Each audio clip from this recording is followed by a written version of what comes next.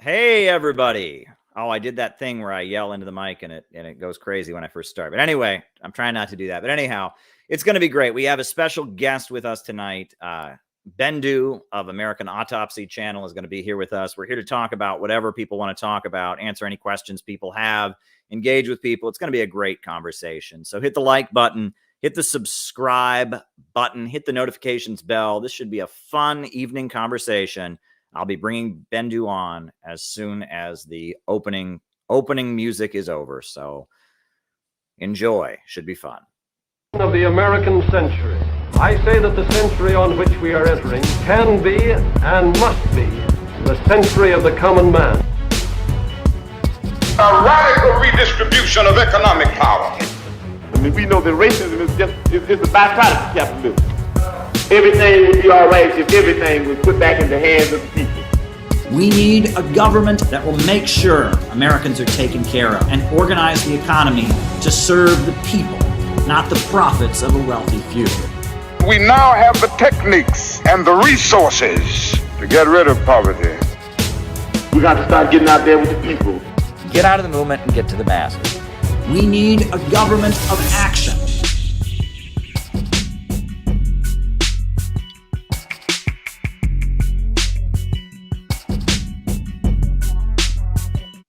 All righty. So now with us tonight, we have special guest Bendu of American Autopsy. Bendu, why don't you introduce yourself? Start out and tell us your background about your channel. Yeah, sure. So hi, my name is Bendu, as Caleb just mentioned. I have a YouTube channel myself called American Autopsy, which started around when the pandemic started, a little bit before. And honestly, it was just a way for me to express, my politics. People around me, they were getting tired of hearing me talk politics all the time. So I was like, you know what? I'll just go talk to people on YouTube about politics. And my how I love to learn new things. So as I started, viewing new political things, my how I view things, how I view the world started to shape more differently and things like that. So, and it reflects, it's reflected on my channel. So I like to say my channel is a journey along with you guys. Like, I don't like to put myself above anybody, knowing, I'm all knowing, or I'm this, knowledge connoisseur. Cause I learned from multiple other people, you included, your streams have taught me like so much about stuff that I didn't know. I'm like, yo, this shit is blowing my mind when you bring up new things. So but yeah, that's just what my channel is, just a learning experience, both me learning from the audience and hopefully the audience learning some things from me as well. So yeah, well, when I was in college, they would call like older people who were in college, they'd call them lifelong learners. And a lot of people would be like, well, isn't everyone a lifelong learner? I mean, I'm still learning, I'm learning from different people. I'm reading new books all the time. We're all learning, it's a journey. And if you watch my channel, I've certainly gone through some evolutions. If you go back to the beginning, the way I talked, years ago is different than the way I talk now. And, we're all learning as we go through life. And one of the scariest things that I find is when I meet somebody who doesn't have a thirst for knowledge, right? They don't want to learn. They're not curious. Does that bother you when you encounter that, someone who's just not intellectually curious? yes, it does. Like it does, but at times I just recognize that some people just aren't on the same wavelength as other people. And what I mean by that is, like, some people, like, it's like they're still plugged into the Matrix a little bit, to use that reference. I'm a huge fan of the first film, and the way, like, they explain, like, people who have to cling to the Matrix as a way just to get through their day-to-day lives is just honestly the way I view those people. It's like, deep down, you have to know. Like, you look around and see things the way they are, like, something's not right, but you just go along to get along. And I've learned that you can't necessarily blame people for that per se, because that's how people have been, like, basically brainwashed to exist, basically. So, like, it used to annoy me so much. I used to be like one of those who almost like a leftist kind of like, oh, if you don't know, like, ostracizing people, for not being on the same wavelength as you. But you just gotta recognize, like, it is what it is. There used to be a saying, I hate it all the time. Like, people say that to me, I used to hate it all the time. But as I've grown older and learned more things, I've realized that, like, it truly is what it is. Like, people are gonna be who they are in this world. And it's like, you can educate, as best as you can, but sometimes it's just not going to reach everybody, the way it does. So it does bother me sometimes, especially with, like, especially when they're vocal in their ignorance as well. That's the part where it's just like when people decide to get vocal with it as well. It's like, oh my God, you're just going to keep going. All right, I'll sit here and listen. And then like, you know, just that person is annoying, but the people that just like, I don't know. And for me, I've always been a curious person. Like when I've seen something I don't understand, like I have to learn and expound. Like I get obsessive about it almost. That's kind of like what happened, you know, with politics and things like that. I just got obsessive over it, learning about history, geopolitics, you know, how the current structure of the world got to where it is today. Because most people just don't understand that, you know, they'll complain about something in the world now, but don't understand like the vast, nuanced history that, you know, goes into it. So yeah. Now, what would you say was a key moment for you in kind of waking up to how things really are? Trump 2016. When he won, I was sitting in a room with a group of my friends, with two of my other friends. And one of my friends, he wasn't like a Trump supporter. He was almost like edgelording type of stuff. Like he would be the guy at the bar, everybody's screaming. Like it was one time we were all at a bar and everybody's chanting, Bernie, Bernie. And I didn't know who Bernie was at that time.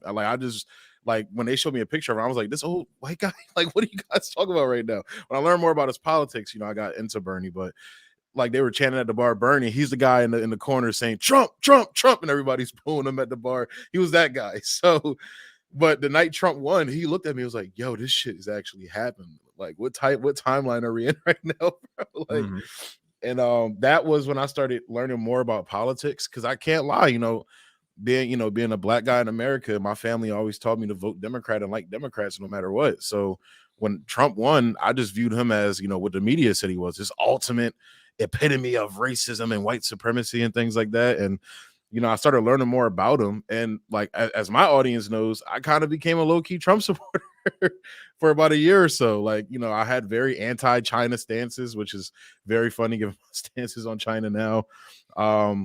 And now it was like literally China. And then I liked a lot of the things he said about like universal healthcare, because a lot of people don't know Trump was an advocate of single payer healthcare for a long time. Like even before he decided to run for president in 2016, he was talking about universal healthcare and single payer all the time.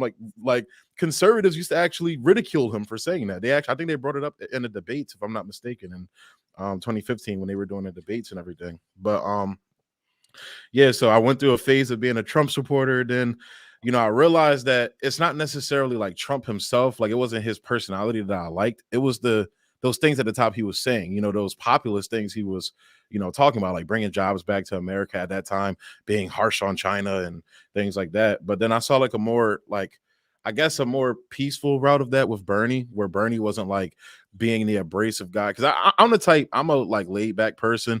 So when I see the guy in the room being like just the abrasive, like, you know, bravado guy, loud and everything, I'm like, bro, you're probably full of shit.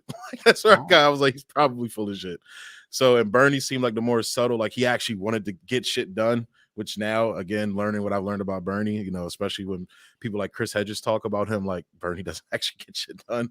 But at that time, he just seemed like somebody that was like, you know, I'm here to focus on the actual problems that Americans are facing, as he always says. And at that time, I was more in like at that time I was watching like literally like Jimmy Dore and Kyle Kalinske. That's what my watch YouTube political commentary consisted of, basically. And it just grew from there. I discovered your channel. That's when I believe like around 2021 RBN started coming out, and all of these like smaller channels like Nico House, Frank Analysis. Franco is another one. He's been on my show as well. I love Franco's work as well.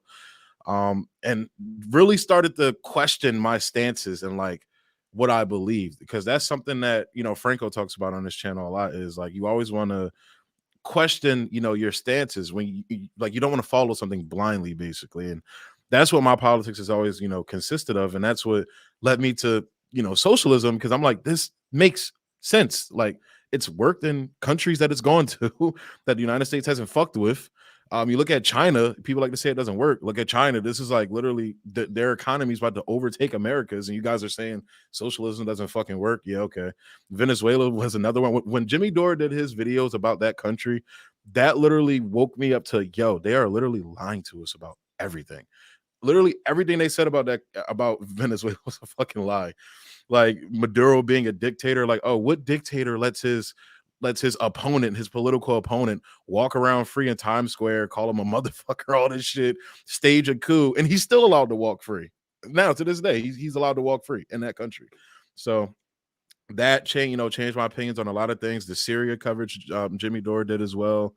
And eventually it got around to the TYT stuff, because I used to be like, way back in the day, I used to watch TYT a lot. Me and my friends would watch TYT and everything. So, and that kind of just, led me to where I am now, reading more, as you say on your stream, like actually read. I would see all your books behind you, and I'm like, man, I want to get on that level of book collection. So just acquiring books and reading and, teaching myself more about the thing I say I believe in. So sure. Well, a couple super chats have already come in, so I'm writing them down. As they're coming in, we'll get to those later. So if other people have questions to ask, we'll get to those questions later. But just let me finish writing this one down.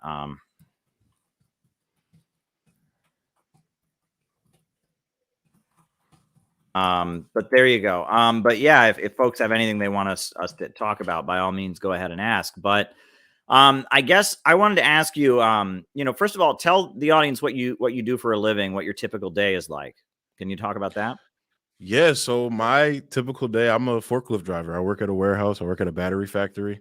Yeah, usually that's honestly like one of the things I've been getting upset at myself about. I haven't had time to do more things on the channel as I want to. I also have 2 other YouTube channels that I do. One that consists of music, one that consists of film. I'm a musician myself, more, I do hip hop music. I'm a rapper, singer. Oh, wow. I produce, produce my own music as well. I actually just started music production. So, but yeah, my typical day, honestly, I just go to work, come home, watch, your stream or a couple other people's streams.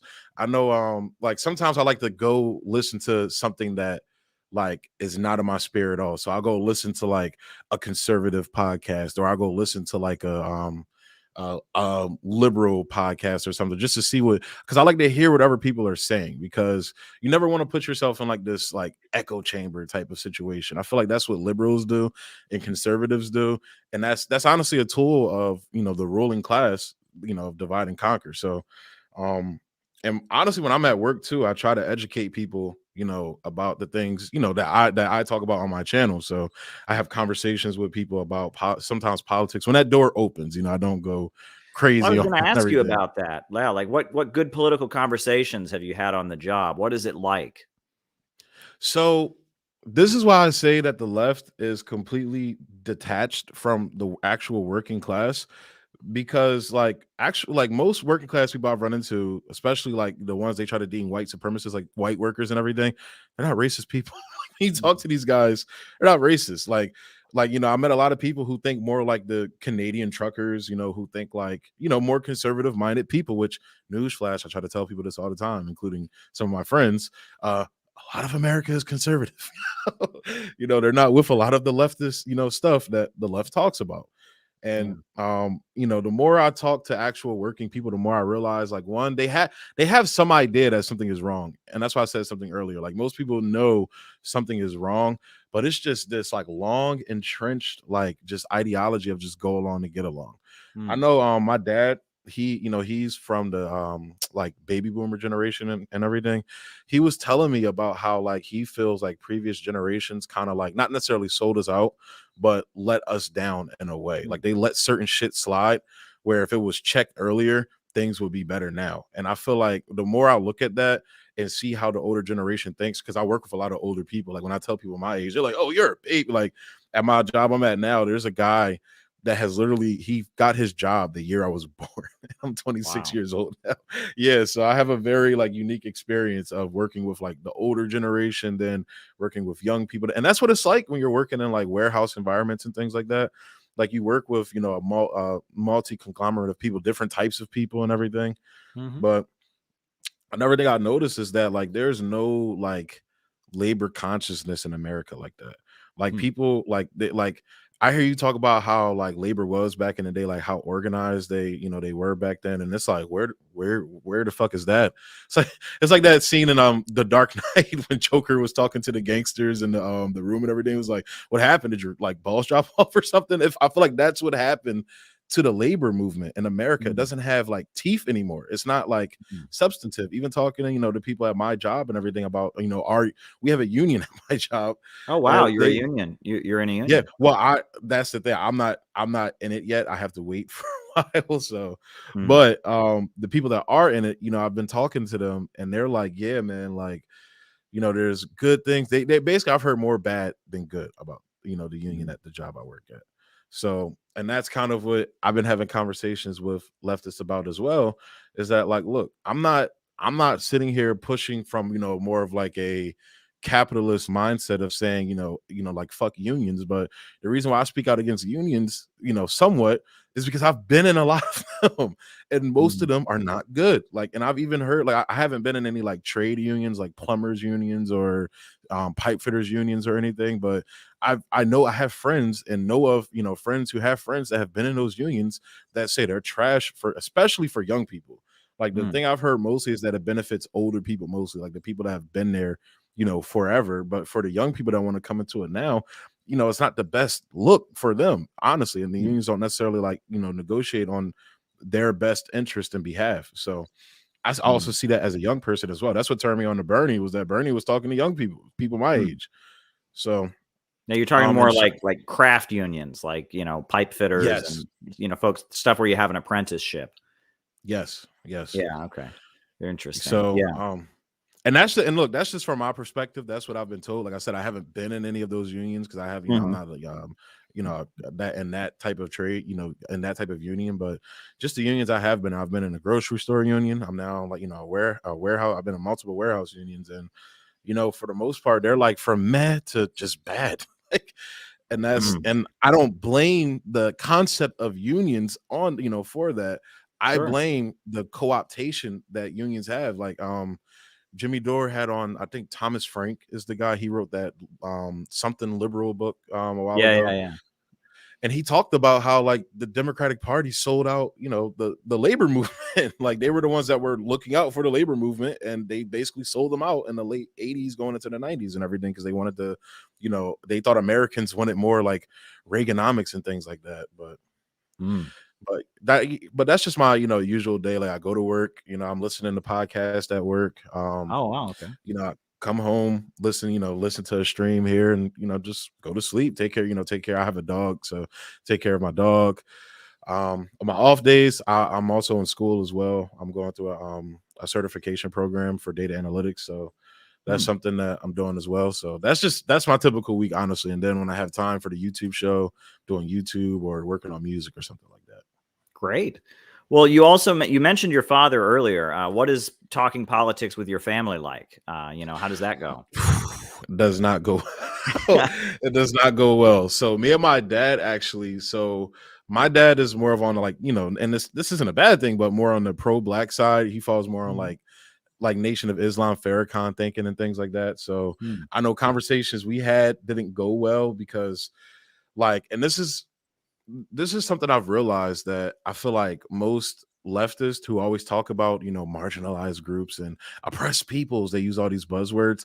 They don't know how these people actually think. Even though my dad is older, but I've heard a lot of young people mention this. He basically told me he feels that Black Americans specifically is a group that has been marginalized, for a very long time in America. He also has talked about how he feels like other groups actually like join in white supremacy to keep Black Americans down. And that's a concept that I've always heard. Like it's like my mom's side has always talked about that in our house and everything, but never went as far. Like my dad was like, he's like basically on some like Nation of Islam, Farrakhan type of thinking, like Umar Johnson, Tariq Nasheed, like those guys and everything. Yeah, that's another, looking at that super chat, that was something I was looking at actually today too. And that mindset was that there was a tweet I saw earlier, and I'll get back to my personal family, but this is one guy, his name's like Arami Flimpong or something. He used to go on Crystal Ball and Saga or whatever show. He used to go on their show and talk to them. He put out this tweet today that really struck me, because I'm like, bro, that actually hits to what my family has always said. But he talked about how a lot of Black Americans don't really you know, they know Hitler's evil, but they don't see the same vileness of him because we've been seeing that shit here in America for a long time. Like when you look at like, you know, where the Nazis actually got their ideology from, you know, people like to say it just like came out of, you know, like to pretend it came out of nowhere, but it's very similar to what America was doing here at home. Like, and that's that was a tweet that struck me because I'm like that. I feel like that's how that's the epitome of what I've always, you know, personally felt. Like I know Hitler's an evil person, you know, obviously I'm not like saying he's not, you know, speaking positive of Hitler or anything, but it's like when you look at it, when I look at the history of Black people in America, and you know, I look at what was going on with, you know, Jewish people, very similar trajectory. You know, things have gotten better, obviously, in my generation, but when you look at the history of it, it's like, yeah, no wonder, like the older generation, you know, Black generation, you know, they understand this guy was evil, but looking at it, you know, from the historical perspective of Black people here in America, it's like that's something we've, you know, white supremacy is something that's, you know, has always been, you know, evident in America. And that's always been the root crux of, you know, political talk in my family. Like it's always from inherently the Black perspective. And me growing up in like a multi-cultured area, like I grew up around white people, I grew up around Latino people, you know, Muslim. I've grown up around different types of people, and I've also interacted with different types of people. So I see those different types of struggles. So when I come, I'm almost like the young guy, like, oh, he just doesn't know yet, this, that, and the third. And, you know, I try to respect the older generation and everything. So I'm not like, you know, I'm not arguing with my uncle, trying to like argue with him. Cause at the end of it, he has lived experience, you feel me? Or my dad has lived experience. These are people that went through shit that has morphed them into the people they are today. So like trying to browbeat people for, you know, how they've got to the point where they at, it never helps. It just pushes them further in their extremism, honestly, and what they, you know, what they believe. So yeah, well, you know, it's interesting because I mean, a couple things come to mind when you mention this. I guess, you know, the first thing that comes to mind is, you know, one of the most famous African-American novels is called Native Son by Richard Wright. And I read that novel when I was in college. By Richard Wright, was a member of the Communist Party. He lived in Chicago, and he wrote this novel in 1939. And, you know, it's the story of an African-American man who's falsely accused of murdering a white woman, and how the Communist Party like comes to his defense. But one of the opening scenes in the book is the main character, Bigger Thomas. He goes to the movies with his friend, and he's at the movies, and they have a newsreel of Adolf Hitler at the movie theater. And he sees Adolf Hitler on the screen, you know, talking about his race and how he wants to fight for his race. And the character who's the hero of the book, the main character, the protagonist, Bigger Thomas, turns to his friend and says, we need somebody like that for Black people, you know, and that there was kind of this feeling like the enemy of my enemy is my friend, right? And that the American government was the enemy of Black people. And here's this guy who the American government hates, and he's talking about fighting for his race and fighting for his nation. And, you know, it makes sense that somebody from an oppressed group in the United States might, you know, have some feelings like that. The other thing that comes to my mind is that, you know, Minister Farrakhan, he was attacked for making statements. He said something like, well, Hitler was a great man for his people or something like that. He wasn't praising Hitler, but he was saying like Hitler was a leader of his people. Or I forget exactly what the words were. And Sam Marcy, the leader of the Workers' World Party, who was Jewish, he defended Minister Farrakhan around those comments, saying that, okay, you have to look at this in context. Wow. Because, you know, at the time that World War II was happening, you know, you had the British Empire all over Africa that was oppressing a lot of people. It was oppressing people in India and other places.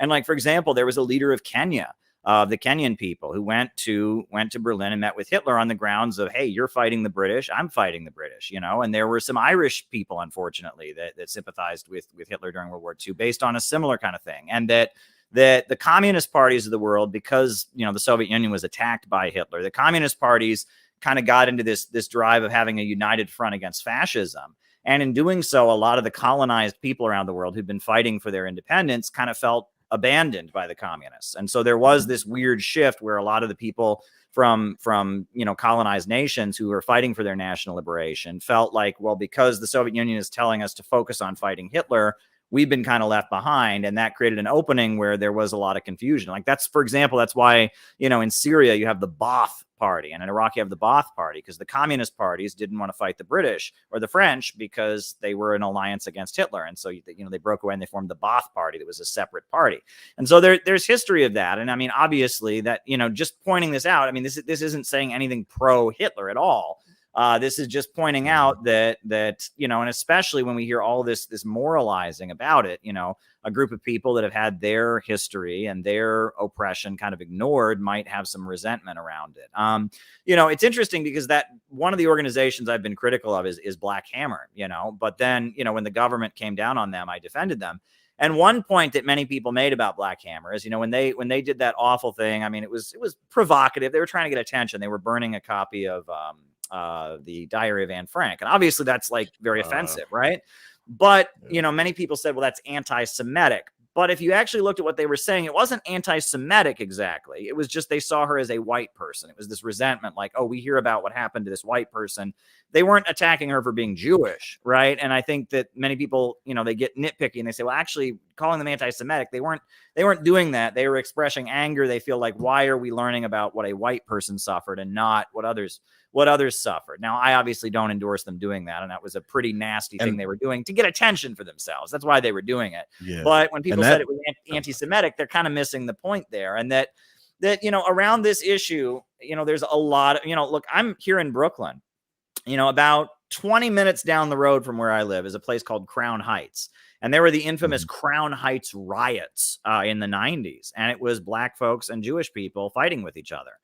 Because it's an Orthodox Jewish community and a Black community. And there is a lot of tension historically between those two communities, right? And there's been a big effort in recent years. They have cookouts and they have stuff to bring the communities together. But there has historically been quite a lot of tension in Crown Heights between Black people and Jewish people, right? Just like there has been tension between the Asian American community in Los Angeles and the African American community, and that playing different ethnic groups against each other. This is something the ruling class likes to do, but also, I mean, what I thought, and I think what the person who was super chatting, and then I'll let you comment on this, is, obviously what Kanye said, about Jewish folks wasn't okay.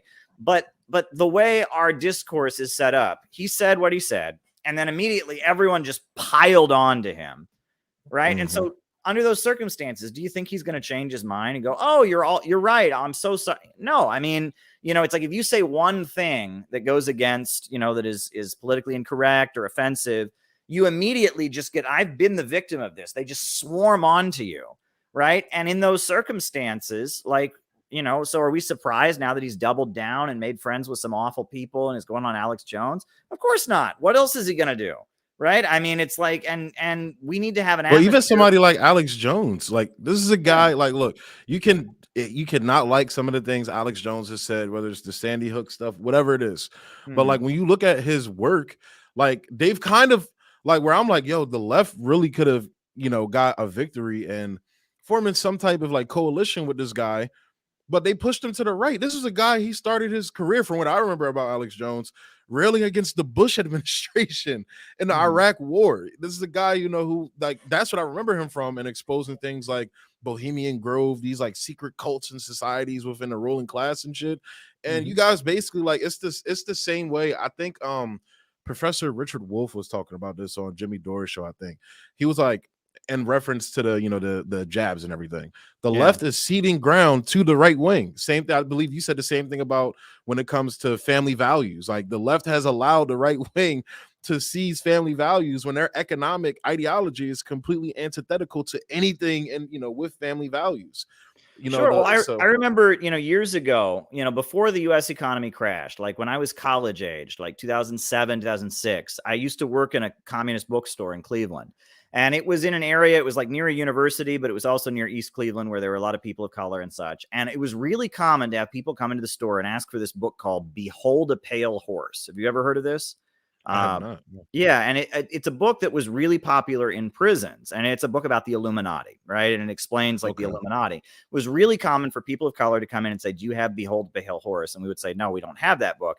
And what was weird is I looked up that book, because so many people were asking for it. That book is actually written by like an Alex Jones type guy, a militia right-wing guy. but it talked about the Illuminati and it talked about the Federal Reserve, and it was actually very popular in the Black community because it was about, you know, the government being controlled by this shadowy group.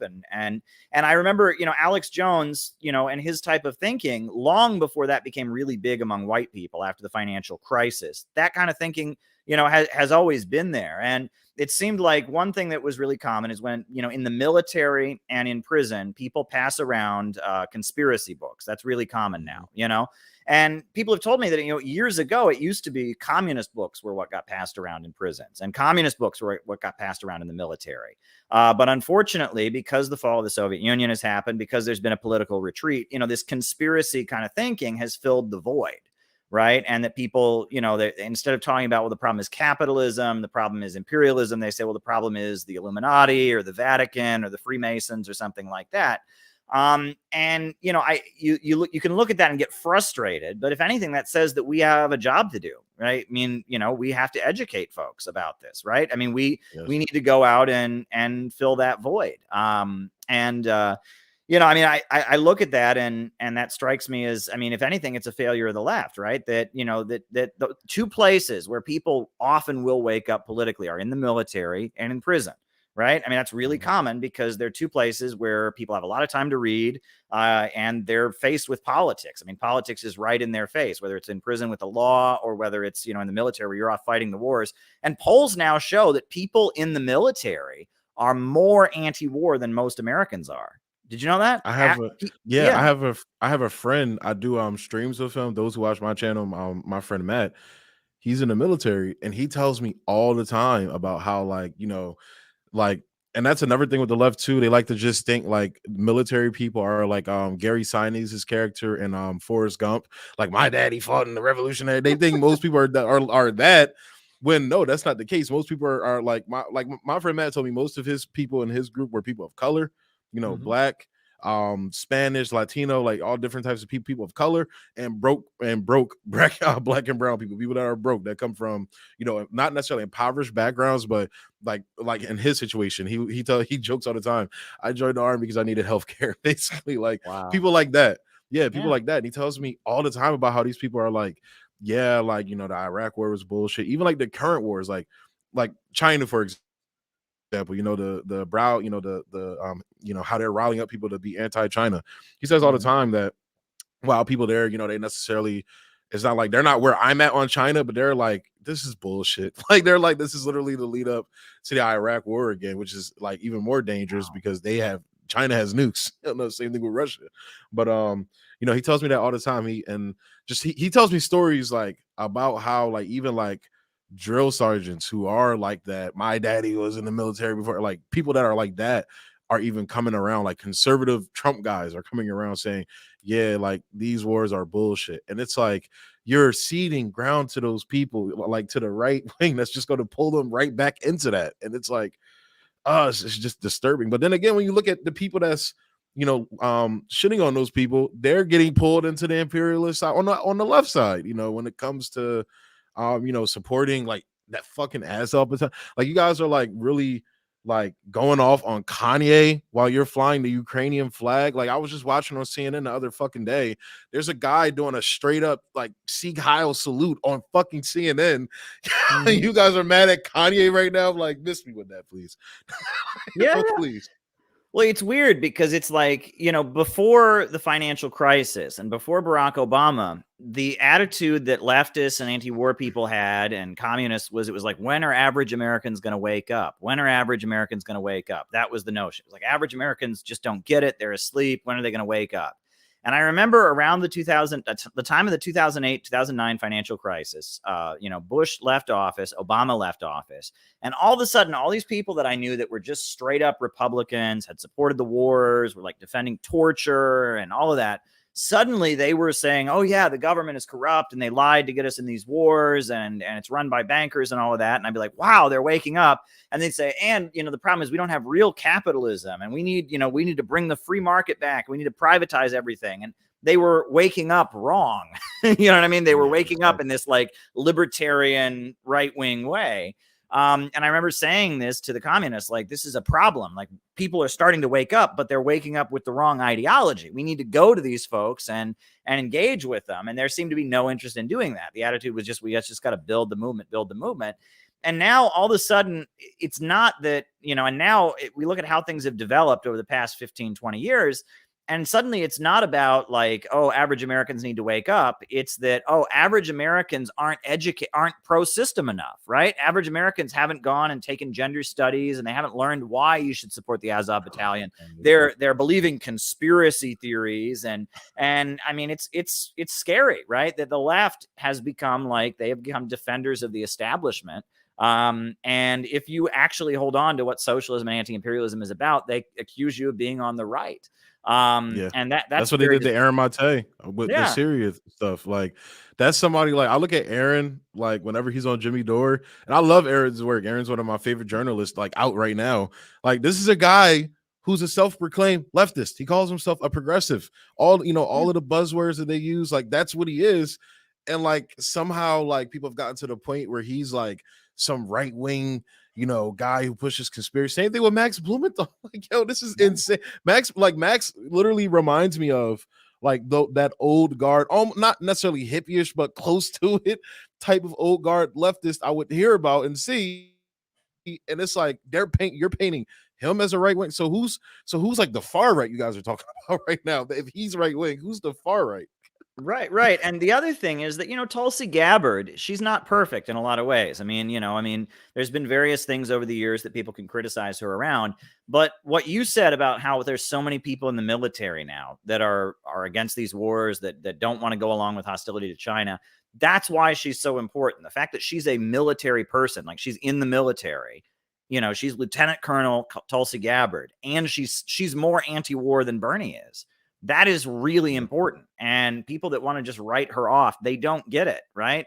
The Vietnam War ended when the soldiers stopped fighting. I mean, it was ultimately the uprisings and the revolts within the military that ended the Vietnam War, when they couldn't control the military any longer, when it was clear that, black GIs were defecting and joining the Vietnamese, and officers were having, grenades put under their tents. And there was unrest all throughout the U.S. military. And ultimately at that point, that's when the war ended. The population had already turned to war against the war, but that didn't make it happen. But it was within the military itself, when people said, look, we're just not going to do this anymore.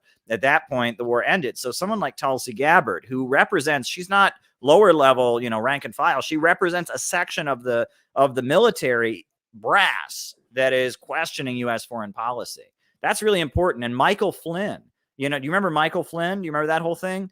Right? Oh, yeah.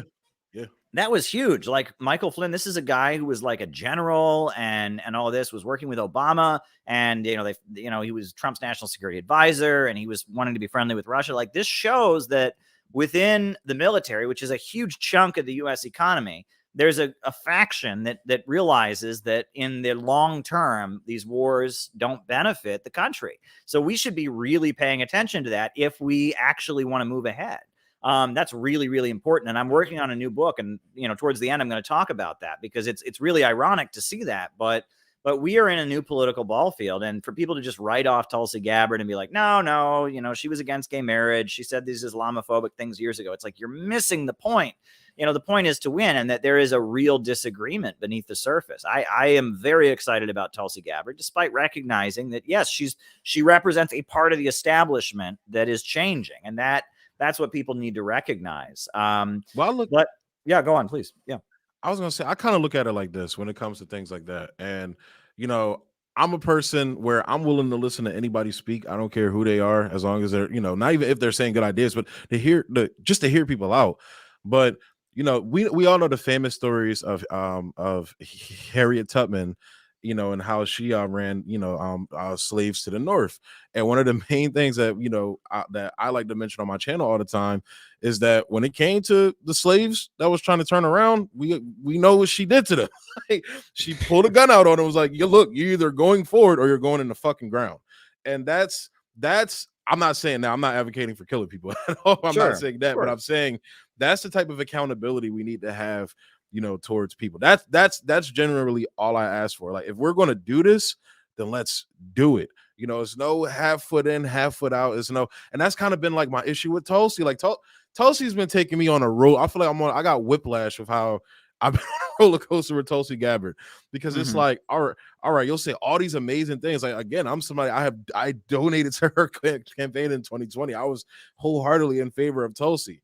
And it's like, but now it's like, all right, you talk about how you're against nuclear war and everything, but then you go put support behind somebody who's in favor of continued funding of the Azov battalion. And Right. it's like that type of stuff is where it's like, it just throws me off. And then, because, Black issues are very important to me as well. Her stance on policing here in America, how that just switched up crazily, but just sticking to the foreign policy stuff, she goes back and forth on it. So I hear you. I definitely hear your point. And I acknowledge, like, but that's where I'm like, take the good of what she's saying. Even like in hip hop, there's a female rapper. Her name was like Azalea Banks or something. Now Kanye, they say a bunch of stupid shit now, but I'm just like, yo, look, take the gems in what they're saying. Like, take the gems of what people are saying and use that to educate people. That's why I'm like, and that's why I'm in agreement with you. Like, let's not just throw people away because they're not 100% where we are. Even somebody like General Flynn, they tried to pin the whole Russiagate stuff on him. Like, if you, I forgot who was, I think it was Whitney Webb that exposed this, or I forgot who exposed it, but he wasn't lobbying on behalf of Russia. It turned out he was lobbying on behalf of Israel. That's what it turned out to be. I think it was actually Max Blumenthal that was talking about it in the stream at one point.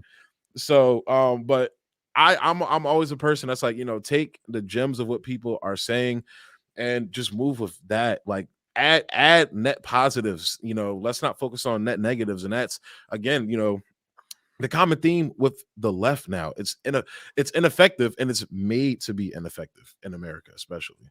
Well, it's interesting. I actually want to show on the screen. This is just random, but today I was up in Harlem for a class, and as I was walking back toward the subway, there's a Harriet Tubman monument in Harlem. I had no idea. I actually just walked past it. It was dark, so I couldn't take a picture, but I found a picture. I'm going to show it on the screen. So just 1 second. I'm going to share my screen here. I'm going to show the Harriet Tubman monument.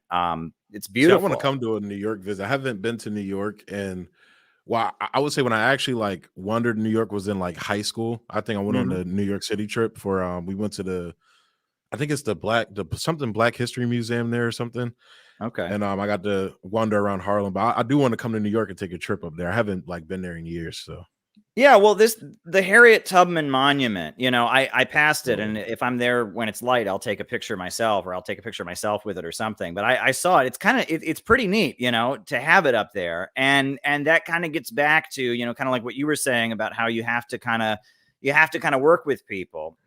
Abraham Lincoln, Marx supported Lincoln, and Lincoln changed over the course of the war. You know what I mean? Lincoln at the beginning of the war was very racist, but over the course of the war, because he was forced into a position where he had to fight the slaveholders, and he had to get the population riled up to defeat the slaveholders, and he had to sit down with abolitionists, and he actually gave Harriet Tubman military rank. She became a U.S. military person, the first woman to lead soldiers into battle. And it's like, Lincoln didn't want to be a revolutionary. He didn't want to, he just wanted to, keep the United States together, but he didn't want slavery to expand. The slaveholders knew he was their enemy, and that kind of forced him into a position where he ended up playing a good role kind of reluctantly.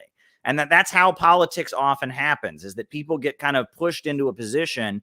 And again, if we just kind of write everybody off, it doesn't help, right? You have to be able to kind of see the way things are moving, and that socialism isn't just going to come out of thin air, right? That these developments, they don't just come out of thin air. They come as a result of really contending social forces, right? And there are big contradictions in U.S. society right now. The economy is falling apart. The world is breaking free from their domination. And there's a potential for us to move in a direction toward the kind of society we want to live in. But doing that is going to require us to pay attention to real social forces and maneuver within this mess. And that's kind of my thinking there as I reflect on the Harriet Tubman Memorial. But I wanted to ask you more. I mean, you talked about your family and your father's perspective as somebody who comes at things from more of a Nation of Islam perspective. I read the Final Call newspaper, and they quote me sometimes in the Final Call. I've been quoted in Final Call a number of times, and I mean, I'm honored to have done it. And I got to go to Iran with the Nation of Islam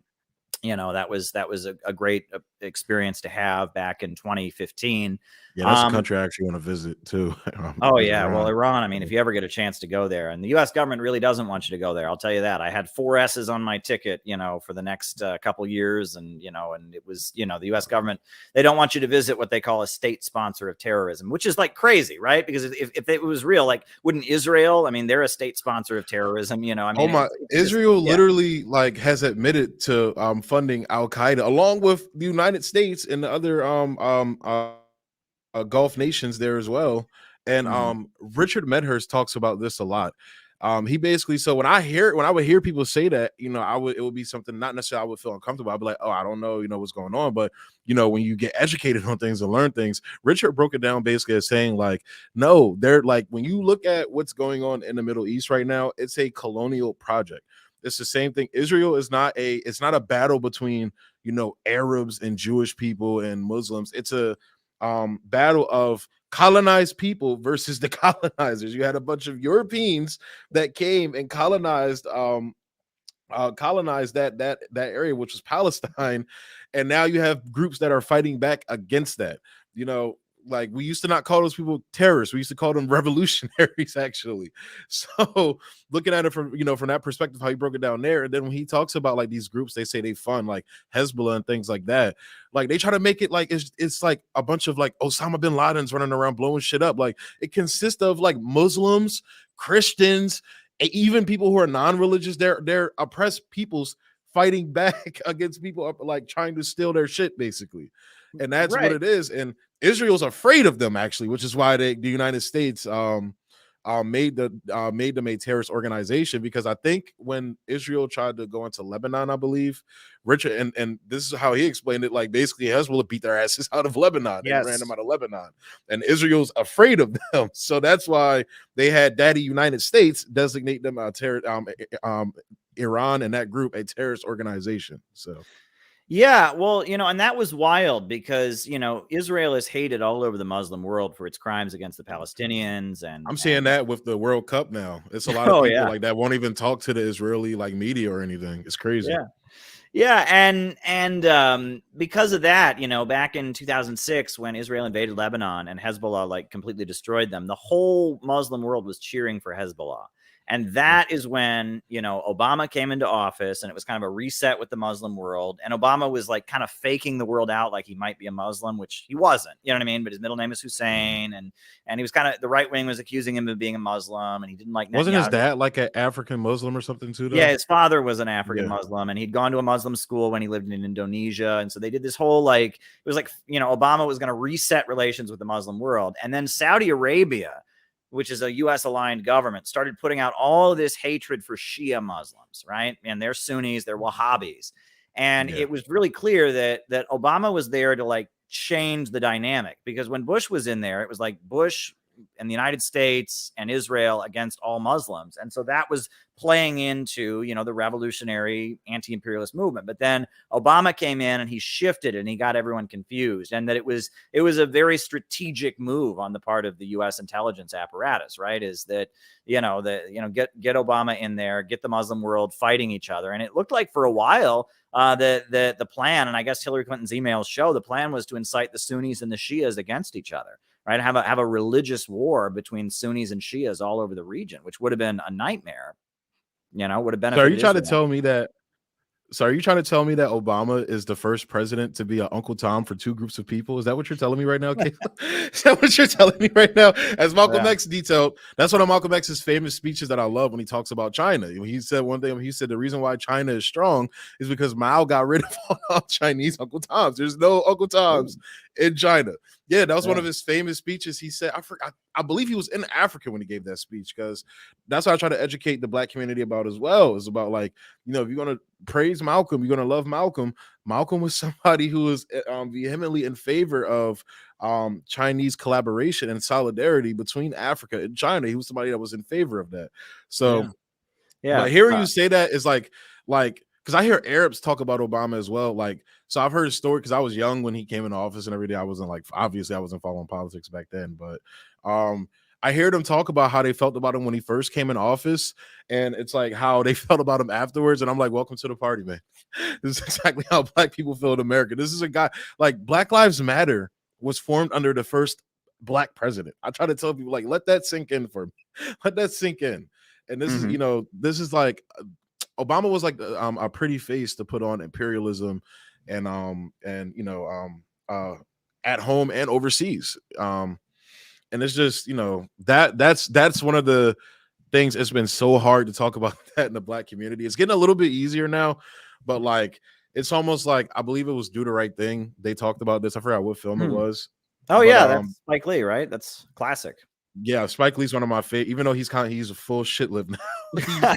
he was one of my favorite filmmakers. He done went full shit lib. He's fucking waving Ukrainian flags and shit. Like, like Spike Lee just went down the toilet.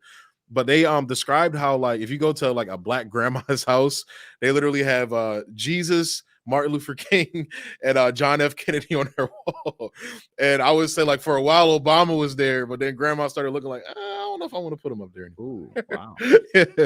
Yeah, well, what I like about Spike Lee movies is, you know, they start out kind of slow, like Do the Right Thing, Malcolm X. It takes a while to get into it. Like the first hour of the movie, you're kind of like, what's he getting at? But then once the plot starts going, it starts moving very quickly. You know what I'm saying? Like until, if you watch Malcolm X, until he goes to prison, the movie is kind of like, you're like, what am I watching here? It's just this guy and he's got a white girlfriend and they're doing drugs and, you know, something like that.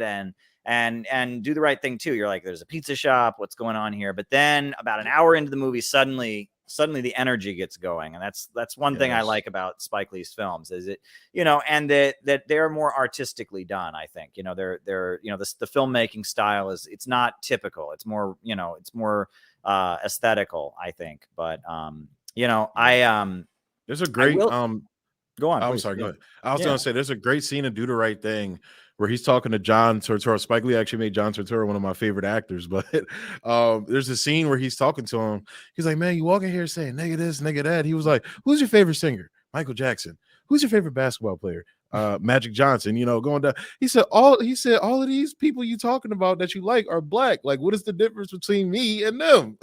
And like, that's what he's like, well, they're not, you know, that. And it's like, just like conversations like that, they hit you with that. Even like scenes where at the end, after the riots went down with Radio Raheem, that actor actually passed away. Rest in peace to him. I forgot what his name was, but the actor who played Radio Raheem passed away. But they had a conversation after the riots went on and everything. He went and talked to the pizza shop owner, and it kind of showed like the fallacies, like how, like, I don't know, just this like the tension between them. You could say they wanted to say so many words, but it was just like almost like just him, like when he threw the money at him and everything, like just scenes like that. It's just like it encapsulates emotion with no words. And unfortunately, we don't have that type of cinema anymore. I'm a huge cinema guy too. So, well, let me ask you, what did you think of Black Klansman? Did you see that movie? The Spike Lee movie?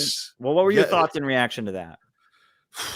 So part of it, I felt like he was playing to the liberal audience. I feel like he was a person that I feel like that was the Hollywood establishment basically checking him at that point. Like, where are you really at right now? And he was like, all right, I'm gonna make this movie. And because that's what it felt like at times. Like there was some shit in there where I'm like, oh, okay, that's cool. You know, I'm a huge John David Washington fan. He's actually Denzel Washington's son. I found that out later. But and a huge Adam Driver fan as well. But like, I'm like, this is like made for like fucking like MSNBC liberals or some shit. Like that's what it felt like. It just felt like fucking like all, there was no like smart white people in this movie. There was no like there was no balanced conversation. It was just like all these people are evil. You know, their whole ideology is evil. No matter how they could have gotten there, they're just evil people. Boom, go. And it's like, you know, unfortunately, some black people would eat that up as well. But that's what it felt like for me, like watching that film. Like it was a good film from a filmmaking standpoint, like shot well. Even some of the scenes, like when they talked about I forgot what his Stokely Carmichael, but I forgot what his, you know, what he changed his name to later on. I forgot what his name was, but the scenes with him and everything like that, like seeing, like it was a good film, but it turned me off with a lot of that stuff in it. Like just the senseless pandering to white liberals was like, oh my God, this is just. Well, yeah, and like when I watched it, I was sitting there in the movie. And then it came out in the Trump era too, right? Right. I was sitting in the movie theater with my wife, and the part where they're showing Stokely Carmichael, like, I think well, it was actually a friend of mine, you know, and he Kwame said, Ture. That's what he changed his name to. Kwame right, Ture. right. And he said, Yeah. you know, and he said, I think, Caleb, I think you look more like Stokely Carmichael than that guy. I mean, it was like that guy looked nothing like Stokely Carmichael, Kwame Ture, nothing like him, right? It sounded nothing like him. And it was like, wait, this is supposed to be, you know, there's a lot of great video of Kwame Ture, by the way. He has many like hour-long speeches you can listen to getting into socialism and capitalism. And it's really great. That's another stuff. black revolutionary they chased out of America. Didn't he? He moved to Ghana, I believe. I think so. Yeah, but when he was running the All African People's Revolutionary Party, I mean, his lectures and his speeches that are all over YouTube are really great, are really, really great, and very Marxist and scientific socialist, you know, in their content. And he was accused of being anti-Semitic because he was very, very pro-Arab. You know, he was friendly with Iraq and friendly with Syria and with Gaddafi and others. I mean, he was a genuine anti-imperialist. And you know, so there was that. And then the other thing that struck me about the movie was like the hero is a police informant who's like infiltrating. Yeah, that too. Like, you're glorifying cops, bro. Like, what? Well, right. And then the way it ends, it's like the problem isn't the state. The problem isn't capitalism. It's just that there's this group of bad people, these racists who have infiltrated the state. So we need to infiltrate the state ourselves and have like a QAnon war or something, like a behind the scenes war or something like that. The other thing in the movie was that there is one character who is like, he's the Jewish guy who's helping him infiltrate the KKK or whatever. Yeah, right? That's Adam Driver's character. Yeah. Right. And then he says like, oh, you know, he's like, I was born Jewish and all that. But until I started seeing how much these Klansmen like hate Jews, I never like wanted to get in touch with my identity. And like, so it's almost like the answer is like Zionism, right? So it's not just, it's like the police and Zionism will protect us from the evil Klansmen. It's like, wait, what? I mean, I retired to Israel after he left the police force. I just imagine that. Right. Yeah. And it's just like, wait a second. Like, yeah, and then that struck me as odd as well. And then the other thing is that I've heard that the film was widely inaccurate. You know, there is like a book about that incident. I mean, that really did happen, but it didn't happen anything like that. And that you know, when you're looking at it, I mean, they were talking about how there were a number of these like Air Force guys who were in the KKK in Colorado with David Duke and stuff. But it's like what they don't get, and this is what I found infuriating. I'm sitting there in the movie, I'm like, they don't get it, is that like the Ku Klux Klan was being used by the American government. It's not that you know, the Klan was sneaking their people into the government. The government was using the Klan. You know, I mean, you look at like one of the operations that David Duke did when he was the head of the Klan was that he had like a comic book about like killing white people or something that he distributed in black neighborhoods. And the idea was to have like a phone number in there so they could make a list of the most radical black people so the government could like arrest them in times of crisis, right? And that he was having the KKK do volunteer work for the FBI and CIA. Like, he's totally tied in with the American government. I mean, and he has been for, you know, since the beginning, right? I mean, that David Duke's, you know, his political career, I mean, his father was like dropping leaflets, was with the CIA's air company that dropped leaflets during the Vietnam War. And he like flew on flights with his father and all of that. And it makes it sound like, well, the American government's just fine. There's these Klansmen who infiltrated. And it's like, no, like the point is that like government people were working with David Duke to use the Klan for things like 1979, around the same time that happened in Colorado, the Klan in North Carolina murdered 5 communists in Greensboro. And we later found out that a couple of the Klansmen who were in the car were actually agents of the FBI, right? That helped them murder the 5 communists in Greensboro, North Carolina. And that those kind of groups are used by the government to kind of do their dirty work, and they're infiltrated, and that I mean, the film was just kind of missing the point. It was well shot, though, I will say. Like towards the end, you know, like the scene where like the car has like blown up, right? Yeah. And then like he's being arrested by the police, even though he's a police officer himself. And like, you know, the music's playing. It's like, you know, it's Spike Lee. He's a really skilled filmmaker. But yeah, that film, and then the way it ended, where it was just kind of like, well, we just need to get into the government, and it was like kind of missing the point. And white liberals loved it, I'm sure. I mean, absolutely. It's the same thing with like Woman King, which I refuse to go see because of the history, you know, behind that and everything. What's this? It's like, I don't know about this. This was the film that recently, it was like a hot topic online. So Hollywood decided to make a movie about a group of black female slavers, basically, from the Dahomey tribe. It had Viola Davis in it and a couple other prominent black women. But wow. Yeah. Yeah, so the Dahomey tribe, so the history with that, so you had one side on the right basically saying, oh, look, this is a movie about slavers, which is why we shouldn't have conversations about reparations for Africans because they enslaved each other. Like, it was that narrative going on one side, then on the left side, it was like, no, you guys are just misogynists, you don't like black women. And then I'm sitting here in the middle, I'm like, no, the history of the Dahomey tribe is very nuanced. It's heavily rooted in colonialism, which is one thing. Like, so, but the history is, very nuanced and things like that. But that was a big political thing going on. But basically, you have a bunch of white Hollywood liberals crafting films for black people. And unfortunately, some black people are falling for it, like, going out to see it and things like that. And I'm like, with Women King, specifically, there's an actress, Lupita Nyong'o. If you've seen the first Black Panther film, she was the love interest for T'Challa's character in that. She actually turned down the role because she went and traveled. She's from that region, and she learned that they were fucking black slavers, and she decided that's the rumors that she turned down being in the film because of that specifically. Wow. So yeah, that was a big like political thing that was going on. But of course, there's no like real discourse that can go on because everybody's just going full stupid with their fucking narrative. So there's no room for actual nuanced conversation about it. But you see that a lot with a lot of these films, even like something with like Black Panther 2, for example. I just went to go see the film. It's a lot of like things going on in that realm, debating it like, oh, why is there no strong black men in the film and all the men are emasculated, blah, blah, blah, this, that, and the third. Okay, fine. I understand that. But when you get to the end of the film, I don't want to, I'm not going to spoil it for people because I don't want to spoil it if you didn't see it, but they uphold a traditional black stereotype in the film without even probably knowing that they're doing it. I'll just say that. Wow. Without even knowing that they're doing it.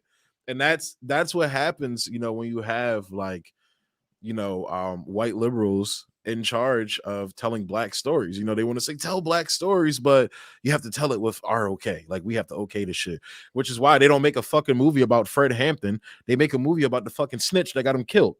And you get people like Jay-Z and everybody that goes and says, oh, look, we need to go see this Fred Hampton movie, but it's not about Fred Hampton. It's about the snitch that got him killed. Okay. Yeah. Well, one thing I have noticed is that like a lot of liberals and the cancel culture crowd, they don't get that you have to look at what a film's saying, right? When you watch a film, right?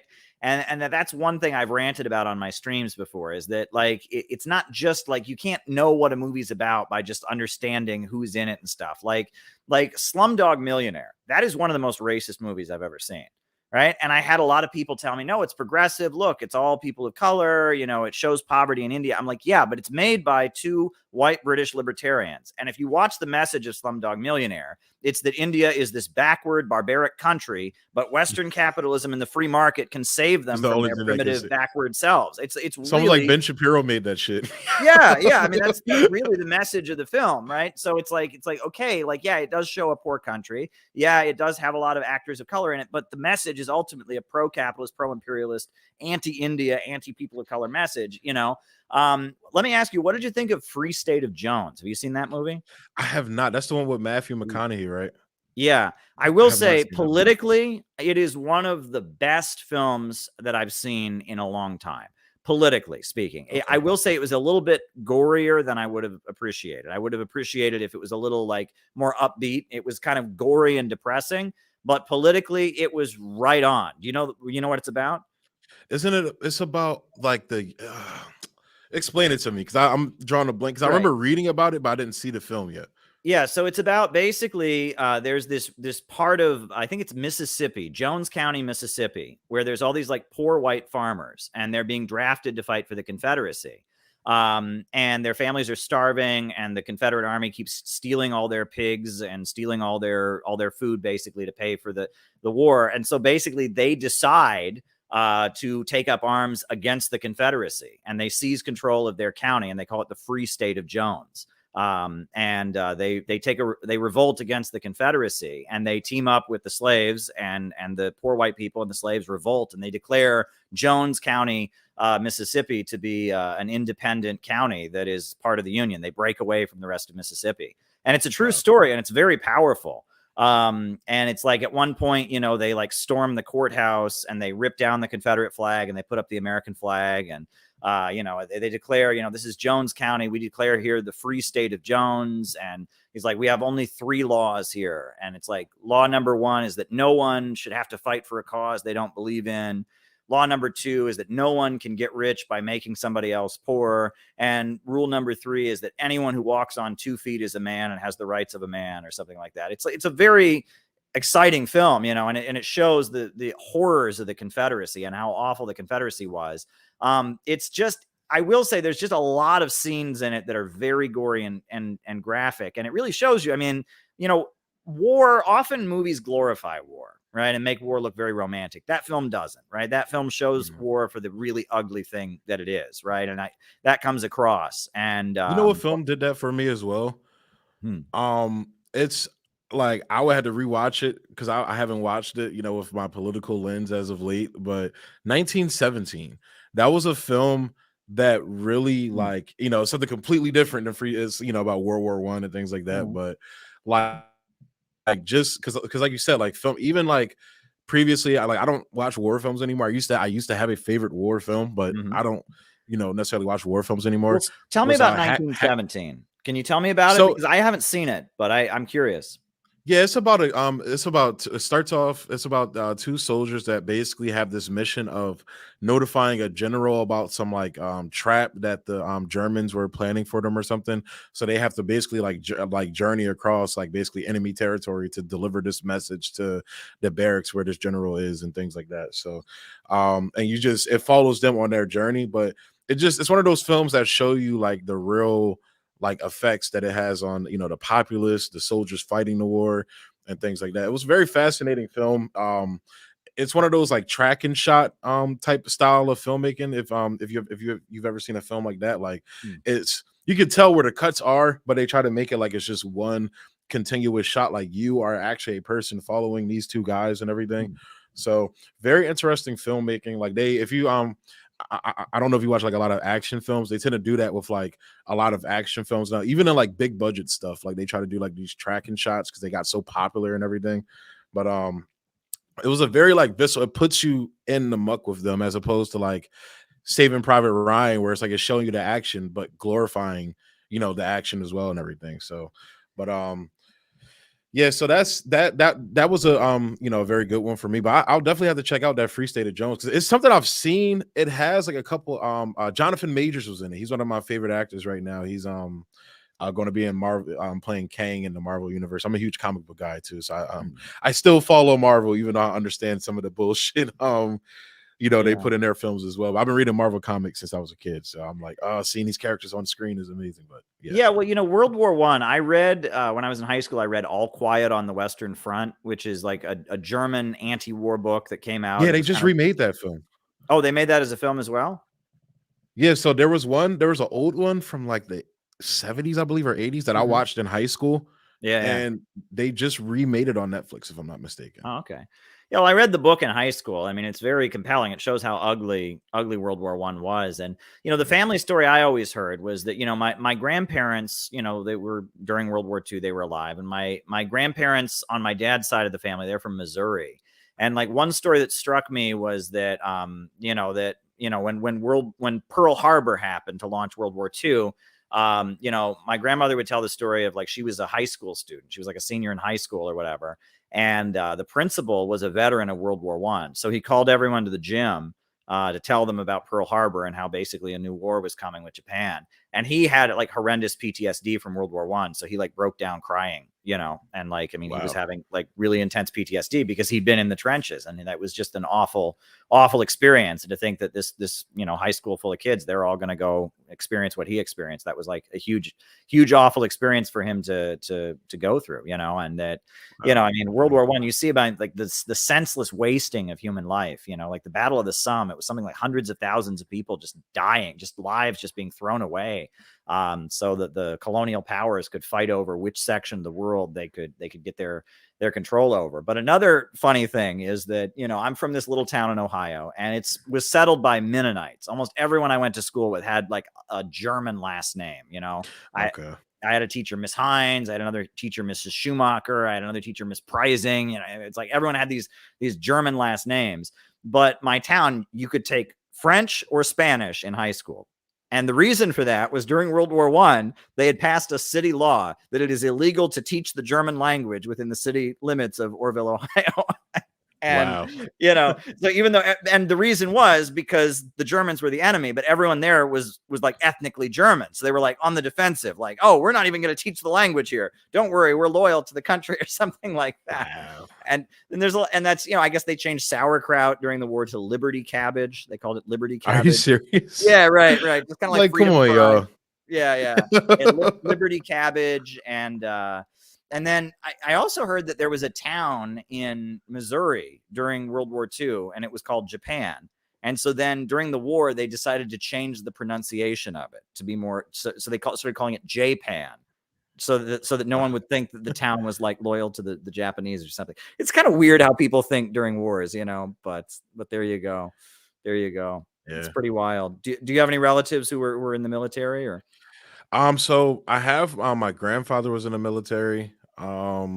My cousin is actually in the reserves right now. I have I think I have 2 cousins in the reserve. Now my grandfather never really talked about his service like that. That's actually one of the big things with my family was that like he never, so we just assumed, you know, he had a bad time in it. But he never talked about his military. I didn't know he was in the military service until he passed, and you know, they brought like his flag and everything and all that. And I was like, wow, I didn't know Pop was in the military, but okay. And he never talked about it at all. Wow. So I know one of I think it was my grandfather's cousin, because he's still my cousin. He passed away. He was in the Navy. He was actually one of the first Black men on like a Arctic Circle voyage or something like that. One of those things. He was one of the first Black men in the like somewhere in the Arctic, some shit like that. My family told me that because he was in the Navy and they went up there and everything. So, but yeah, my uncle as well. My uncle was in the Navy. He wanted to be a flight pilot. So, well, there you go. But yeah. So you know, I don't have any like family members that were directly in like World War II, as far as I know, that were in it or anything like that. So, because that's one of the things I always thought. I would ask my grandfather when I was young. I was like, Pop, did you fight the Nazis and everything? He was like, boy, how old do you think I am? That's funny. I think he said he was born in 30. My grandfather was born in 36. So okay. Well, he would have been too young then, right? I mean, that yeah, exactly. Yeah. That's wild. Well, you know, I'm thinking about movies and all of that. Free State of Jones, I certainly recommend. I'm gonna have to see 1917. I'm gonna have to. Well, there's a comment. It was a super chat. I don't know because I found. Oh, okay. Go ahead. Yeah, I mean, we can start answering super chats if you want here, but go ahead. It said Miss Marvel is. Well, it's just this one. Okay, go ahead. Yeah. They actually. Oh, I'm sorry. Yeah, they did a good job talking about the British partition in that show. Like when it came to India and Pakistan. Like I've never. You're talking about Miss Marvel, right? This is the Miss Marvel one, right? Yeah, right. Because like I said, I watch a lot of the Marvel content because like I said, I've been reading Marvel comics since I was a kid. So yeah. She's more of a newer character in the comics, but they gave her a TV show and she's like a Pakistani girl and everything. And they actually go into her family's history with the British partition, and it was something I didn't know a lot about. Richard Medhurst, he's like when it comes to like the Arab world and things like that, I tend to listen to him because he does a great job of like breaking it down, but making it simplified to where people can understand it. I've heard him talk about it in passing, but I've never learned about it myself. And like the way they explored in the show, like how it affects like, Pakistani culture, like Pakistani people here, Pakistani Americans, it affects their culture here, it was very informative. And one of the things, just going back to, like a lot of the Pan-African ideology I've been having, it's just like, that's one of the things this is a weird way to tie it in, but that's one of the weird things I've been talking about with my channel is that like, as a African American and a Black man in America, like I see like I'm watching this show and it's like, oh, this is so dope, like seeing Pakistani culture and everything. And it's like seeing culture, you feel me? That's like something that leftists like aren't understanding with conservatism as well. It's not just about religion and all this stuff. It's about culture and tradition and things like that. And I'm a person, I was just having a conversation with my sister. Like I'm not somebody who's religious. I'm not somebody who believes in adhering to cultural and traditional stuff and everything, but I recognize how important it is for humanity now.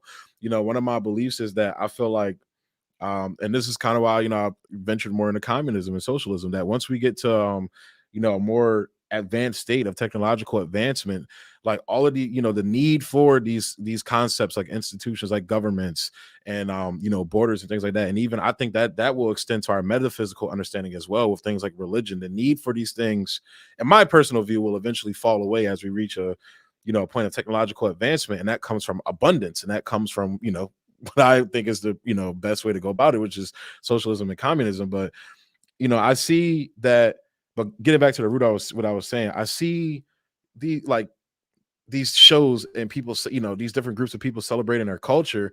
And then I watch like a show like Luke Cage, which is like another Marvel show and everything. And it's like, I can't help but feel we don't have, Black Americans don't have that same like culture. Like we don't have a culture like, and as Black Americans, you know, like we did at one point, you know, my grandfather always, you know, he talked about his family, like he grew up around his family and things like that. But it was almost like as time went on, and this is kind of like what I feel like some people like in the left are afraid to talk about with the Black community, but it's like other, like, I'm just gonna say, I feel like other groups, and I'm not trying to, you know, ostracize other groups, but it seems like other groups are allowed to, you know, have, you know, bask in their culture and enjoy their culture. And like when I say having cultural sovereignty over their culture, except for Black Americans, you know, like we have our culture force fed on us. Like, you know, right now, you know, they're teaching our women to be like Cardi B and all of these like rappers and everything like that. These female rappers out here now, they're teaching our men to be, you know, like their favorite rapper or ball player. You know, culturally, they're teaching Black men like the only way that you can, you know, make it out is, you know, being a ball player or whatever. And it's like, you know, just that type, that like we don't have that sovereignty that like other people have. And that was one of the things I saw when watching Miss Marvel as well. So watching them attack the British partition in the way that they did, but also looking at how like, you know, juxtaposed to that, it's like you don't necessarily see that in Black Panther is another one, for example. Like there's a YouTuber, he calls himself a bread tuber, but he's called FD Signifier. He's a Black guy. He has a fairly large channel. He did a breakdown of the Black Panther film, and he said literally two things at the end of the film really struck him. It was like, he said he enjoyed it up to that point, except for like how they made basically like the Killmonger character, like somehow they made the revolutionary the fucking bad guy. Right. But how like at the end, so T'Challa learns all these things, you know, how his previous ancestors, you know, fucked over, you know, the Black diaspora around the world and things like that, and seeing like Killmonger's perspective. And his thing, two of the things, but the first thing he says we need to do, all right, we're going to build a public library in the hood. It's like, oh, yep, like nobody's ever done that before. Thanks, bro. Richard Nixon did that shit. Thanks, bro. Like, you're going to build a fucking Nixon library from Wakanda. Thanks, bro. But then what really hit me more was how they tried to parallel I think his name was Lumumba, if I'm not mistaken. He was the African leader that they took out in the Congo, I believe. Yeah, right. They basically bastardized this guy's speech by Lumumba's speech. His famous speech that he gave was about, you know, throwing off our colonial oppressors and, you know, asserting our economic, cultural, our sovereignty, asserting that. And they bastardized that by having this fictional leader of Wakanda go on and basically say, all right, because I like this white CIA guy, we're going to open Wakanda up to all of you guys. Technology for everybody. And it's like, wow, that's just like, wow. And it's like, that's what we get, you know, I feel like Black people get in films, but you have this like cherishment of, you know, other cultures and things like that when it comes. And I'm sure that, you know, those groups have their things they have to, you know, their disparages, you know, some criticisms they have of that. But from my perspective, I can't help but view like we, like Black people always have to sacrifice cultural sovereignty and being revolutionaries in films. We always have to sacrifice that. But you don't necessarily see that with other groups. And that's kind of what's been bugging me about Hollywood lately, amongst other things. That's like on the lower half of the totem pole when it comes to Hollywood that I'm bugged by. But as a film fan, you know, and as a, you know, political person as well, like that stuff is intersecting more recently.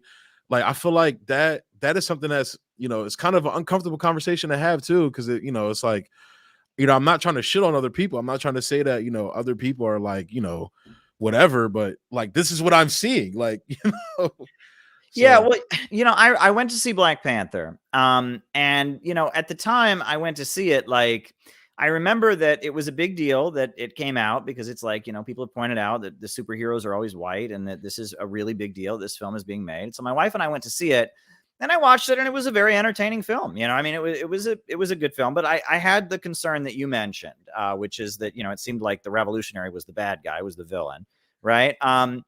The other thing that stood out to me was that, and this was, and I came out pointed that movie liking Killmonger. That was my favorite character in the film, was Killmonger. right, and you know, there's something to be revolutionary said for that. aspect. Often, you know, audiences will sympathize with the villain. Like, you can kind of sympathize with the villain, but at the same time, like, I mean, it was kind of saying that people who talk this way are not good. Like, that was kind of what they were saying in the film. The other thing that people noticed, they thought was something was a little bit off, was that, you know, Wakanda is supposed to be this highly advanced technological civilization and all of this. So why do they have this barbaric fighting ritual to determine who gets to be king or whatever? Right? Like, you know, like that people looked at that and they're like, wait, what's going on here? Right? You know, it's like, Well, I think that actually goes in line. I believe you actually talked about this in a stream before. Like, okay. it's kind of like, you got to imagine, like, when you look at like technological development in a linear fashion, so from like point A to point B, I feel like Wakanda is at that middle point where they're still holding on, because that was kind of Shuri's aspect. They actually highlight that in the second film as well. Shuri's aspect was, you know, we don't need, she's kind of coming from a perspective where I'm coming from. Like, we've reached a point of development where we don't need these, you know, these superstitious rituals anymore and things like that. Like, we've evolved past that, where you have the character of M'Baku, who is, you know, extremely tradition, culture, and you see that like battle, and it's almost like they frame it in a way where it's not old versus young, because a lot of Hollywood films tend to do that. They like to like basically say, oh, look at these boomers who are still Christians or Islam and they're so bad. But a lot of young people, especially like around, like, so I have a cousin who's like 10 years older than me. He's like in his 40s, like 30s, 40s. A lot of those people are very, like, that age group are very religious people. So it's not just old people, it's young people too. So that kind of like battle between, you know, I feel like that's kind of where Wakanda is, because I feel like they're in that, like, almost at that middle point, because, you know, there's so much more. Like, if you actually like look at the scientific stuff, like, and it's crazy. So Marvel actually did this expo where they talked about the science behind a lot of their like films and everything. And they talked about like, oh, the shit we showed you in the films, what you could do with vibranium, there's way more shit that you could do. The Wakandans just did it in this way. So there's way more stuff that you could do with it. So I just look at it as like let's say like Iran or a country like that, if they discover like nuclear fusion or some shit tomorrow, that's their point A.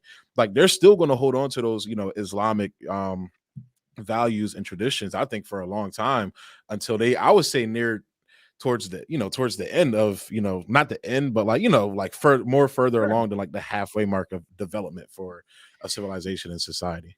Yeah, and another thing that struck me is, it's like, so I watched the film, and the film was pretty, I mean, it was pretty clear that, you know, the power mad revolutionary was the villain. You know, the heroes are coming together to bring peace to the world and all of that.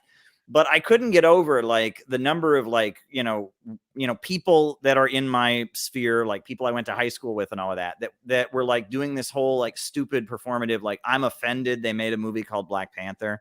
And I was just like, are you kidding me? You know, and they're like, oh my God, you know, what if they made a movie called Ku Klux Klan or so? That's not what the Black Panthers were. Like, shut up, please. You know, there was a lot of that. I saw that. And like, I saw there were posts going around, like fake posts, like claiming that, you know, people were beaten up as they left the theater or something. And, you know, it was like, and it's like, it just shows you that there's a certain strand of people, you know, in white America that are just so determined to like somehow be the victim. You know what I'm saying? Like, somehow that they're the victim. And it was just, that was just like, I was like, I saw the movie. I'm like, this movie is like, they believed the movie was like the most radical anti-white thing they'd ever seen or something. I'm like, did you see the movie? Like, that's not what it is or something. And I was just like utterly blown away to see people acting that way. But this is a super chat. The only serious black male figure in the Disney Star Wars is Andor, and that's a British production. Pretty much the only one in all of Disney now. What do you say about that? Yes, I'm a huge Star Wars fan. The original trilogy. Sorry for sequel trilogy people. The sequels are trash, and the prequels as well. Sorry to ruin that for those people. I'm an original trilogy guy. You know, even though I never thought in my lifetime though I would see Luke Skywalker cheering on Nazis, but that's the timeline we're in now. But Andor is actually like one of the so the TV show stuff has been really great, like The Mandalorian. They dive into like this like Dirty Dozen, the good, the bad, and the ugly Western vibe of The Mandalorian. I'm a huge fan of those old the Dollars trilogy. Like my grandfather fucking loved Clint Eastwood, so that was like I was grew up watching nothing but Clint Eastwood westerns and everything, and seeing that vibe in the Star Wars universe is so amazing. But Andor is one, like it's weird. So I've only seen the first 3 episodes because I've been working a lot recently, and I want to get caught up on it. But from what I saw, like they're going with almost like this is how